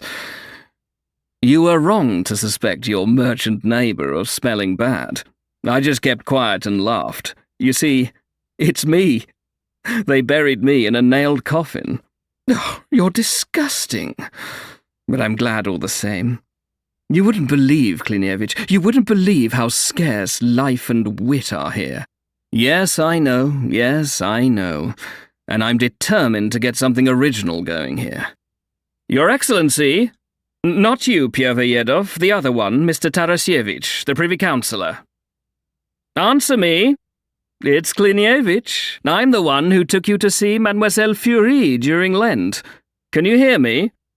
I hear you, Klinievich, and I'm very glad. And believe me, I don't believe you for a minute, and don't give a damn. I simply want to kiss you, you dear old thing, and thank God I can't. Do you know, gentlemen, the trick that this grand-père came up with? He died 2 or 3 days ago, and can you imagine he left behind a shortfall of a total of 400,000 of public money, funds for widows and orphans. And for some reason, he was the only one in charge, so that at the end, he hadn't been audited for some 8 years. I can just see the long faces they're all wearing now and how they're remembering him. A delightful thought, don't you agree? I'd been marvelling for a whole year now how this 70-year-old geezer, who suffered from gout and rheumatism, managed to conserve so much energy for debauchery, and now we have the answer. It was the widows and orphans. The thought of them alone must have fired him up. I had known about it for a long time, and I was the only one to know, Charpentier told me. And as soon as I found out, I immediately hit him up in a friendly way during Holy Week. Give me 25,000, or there'll be an audit tomorrow. And just imagine, he could only come up with 13,000. So it seems that his dying now was very expedient. Grand-père, do you hear me?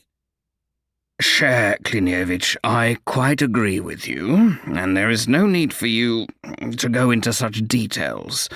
Life has so much suffering and torments, and so little reward. In the end, I wished finally to have some peace, and, so far as I can see, I hope to glean all I can from here as well. I'll wager that he's already sniffed out Katish Biristova. Who? Which Katish is that? The old man's voice began to tremble with lust. Which Katish? The one right here, to the left. 5 paces from me, 10 from you. It's already her 5th day here, and if you knew, Grand-père, what a little rascal she is. From a good family, well brought up, and a monster. An utter monster. I didn't show her to anybody there. I was the only one who knew. Katish, answer me. Answered in reply the cracked sound of a girl's voice in which, however, one could hear something like the jab of a needle. A little blonde girl, Grand-père babbled haltingly, drawing out the 3 words. I have long, babbled the old man, panting, dreamed of a little blonde girl, about 15 years old, and precisely in circumstances like these. Oh, you monster! Avdotya Ignatievna exclaimed. Enough! Klinievich had made up his mind. I see that there's excellent material. We'll quickly arrange things for the better here. The main thing is to spend the remaining time enjoyably. But how much time? Hey, you, the government official, did I hear that your name was Libizyatnikov? Libizyatnikov, court councillor, Semyon Yevseich, at your service, and I'm very, very, very glad to make your acquaintance. I don't give a damn whether you're pleased. It's just that it seems you know everything here. Tell me, first of all, I've been wondering about this since yesterday, how is it that we can talk here? After all, we're dead, and yet we can talk, and it seems that we can move as well, and yet we don't talk, and we don't move. What's the secret? If you wish, Baron, Platon Nikolaevich could explain this to you better than I. Who's Platon Nikolaevich? Don't shilly-shally, get to the point. Platon Nikolaevich is our local homespun philosopher, scientist, and master of arts. He's put out several little books on philosophy, but for the past 3 months now he keeps falling sound asleep, so much so that it's impossible to stir him. Once a week, he mutters a few words beside the point. Get to the point, get to the point. He explains it all by the simplest fact, namely that up above, when we were still alive, we mistakenly deemed death there was death. The body comes to life here again, as it were. The residue of life is concentrated, but only in the consciousness. I don't know how to say it. It's as if life continues by inertia. Everything is concentrated, in his opinion, somewhere in the consciousness, and continues for another 2 or 3 months, sometimes even half a year. There's one fellow here, for example, who is almost completely decomposed, but once every 6 weeks, he'll still suddenly mutter a word, meaningless, of course, about some babok. Babok, babok. But that means that an inconspicuous spark of life still glimmers inside him as well. Rather stupid. But then, how is it that I smell a stench, if I don't have a sense of smell? That's, well, that's where our philosopher gets a bit hazy. It was precisely in regard to the sense of smell that he observed that the stench that is smelled, so to speak, is a moral stench, the stench coming from our soul, as it were, so that in these 2 or 3 months one has time to look back, and that this is, so to speak, the final mercy. Only it seems to me, Baron, that this is all mystical gibberish, which is quite excusable given his circumstances. Enough. And the rest of it, I'm sure, is all nonsense. The main thing is that there's 2 or 3 months of life, and in the end, Babok. I propose that we all spend these 2 months as pleasantly as possible, and to that end, we should all arrange things on a different footing. Ladies and gentlemen, I propose that we not be ashamed of anything. Ah, yes, let's not be ashamed of anything, many voices were heard to say, and strangely enough, even altogether new voices were heard, which means that meanwhile some others had only just awakened.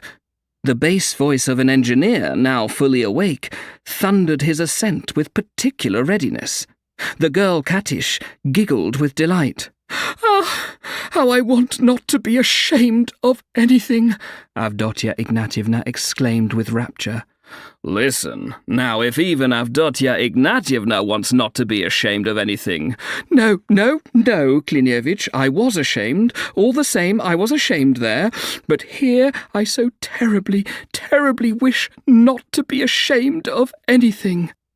I understand, Klinievich, the engineer bellowed, that you're proposing to arrange life here, so to speak, on a new and rational footing. Well, I don't give a damn about that.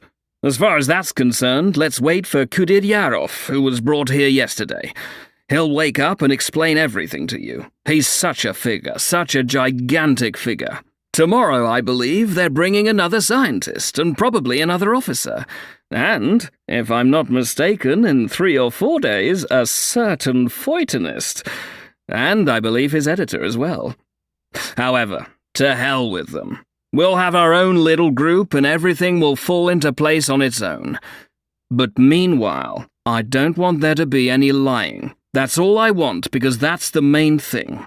On Earth, it's impossible to live and not to lie, for life and lying are synonymous. Well, but here, for the fun of it, we won't lie. The devil take it, the grave does mean something after all. We'll all tell our stories out loud, and we won't be ashamed of anything now. I'll tell about myself first. I'm a voluptuary, you know. Up there all this was bound together with rotten ropes. Down with ropes, and let's live these 2 months in the most shameless truth. Let's strip ourselves bare and be naked. Let's be naked, naked, the voices all cried out. I so terribly, terribly want to be naked, Avdotya Ignatievna squealed. I see that we're going to have a good time here. I don't want to go see Eka. Oh, I would have lived a bit longer, you know. I would have lived a bit longer. Katish giggled. The main thing is that nobody can stand in our way. And even though Pyodor, I see, is angry, all the same, he can't touch me. Grand-père, do you agree? I absolutely agree, and with the greatest pleasure, provided only that Katish begins with her biography first. I protest with all my might, General Pyodor pronounced firmly. Your Excellency, the scoundrel Libizyatnikov prattled and urged in hurried excitement with his voice lowered. Your Excellency, it will be to our advantage to agree. You see, there's this girl, and finally, all these various little things.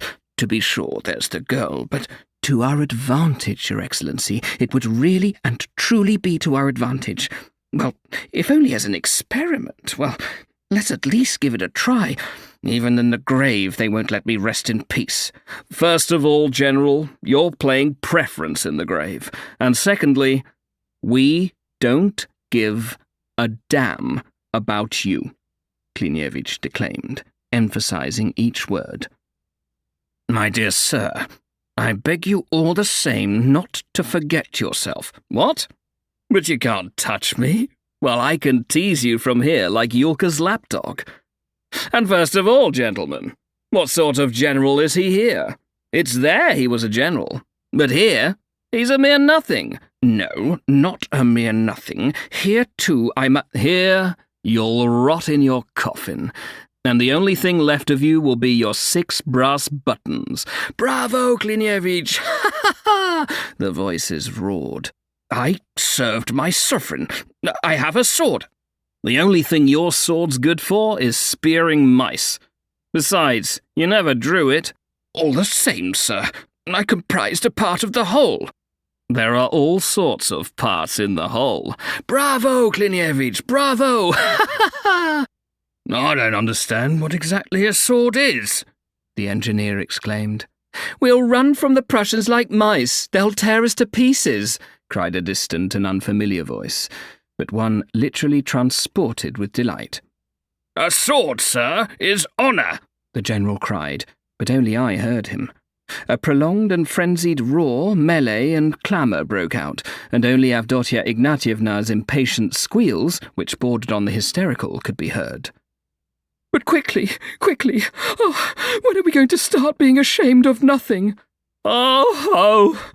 Truly my soul is passing through the torments, resounded the voice of the man of the common people, and that's when I suddenly sneezed. It happened without warning and unintentionally, but the effect was startling. Everything fell as silent as the grave, and it all vanished like a dream. A truly sepulchral silence ensued. I don't think that they had become ashamed on my account. After all, they'd resolved not to be ashamed of anything. I waited for about 5 minutes, and not a word. Not a sound. Nor can one suppose that they feared that I would inform on them to the police, for what could the police do here? I can only conclude that they must, after all, have some secret, unknown to us mortals, which they carefully conceal from every mortal. Well, my dears, I thought, I'll come visit you again. And with that, I left the cemetery. No, this I will not tolerate. No, indeed, no. It's not Babok that troubles me, so that's what this Babok turned out to be. Depravity in such a place. The depravity of the final hopes. The depravity of flabby and rotting corpses, and not sparing even the final moments of consciousness. They were granted. They were made a present of these moments, but most of all, in such a place. No, this I will not tolerate. I'll spend some time in other classes of graves here. I'll listen everywhere. That's just what needs to be done, to listen everywhere and not just in one part, in order to come to an understanding. Perhaps I'll stumble onto something comforting. But I'll definitely go back to them. They promised their biographies and various stories. Ugh. But I'll go. I'll definitely go. It's a matter of conscience. I'll take it to the Citizen. A portrait of one of the editors there was also put in the exhibit. Perhaps he'll publish it. This has been a Penguin audio production of White Nights by Fyodor Dostoyevsky, read by Luke Thompson. Thanks for listening.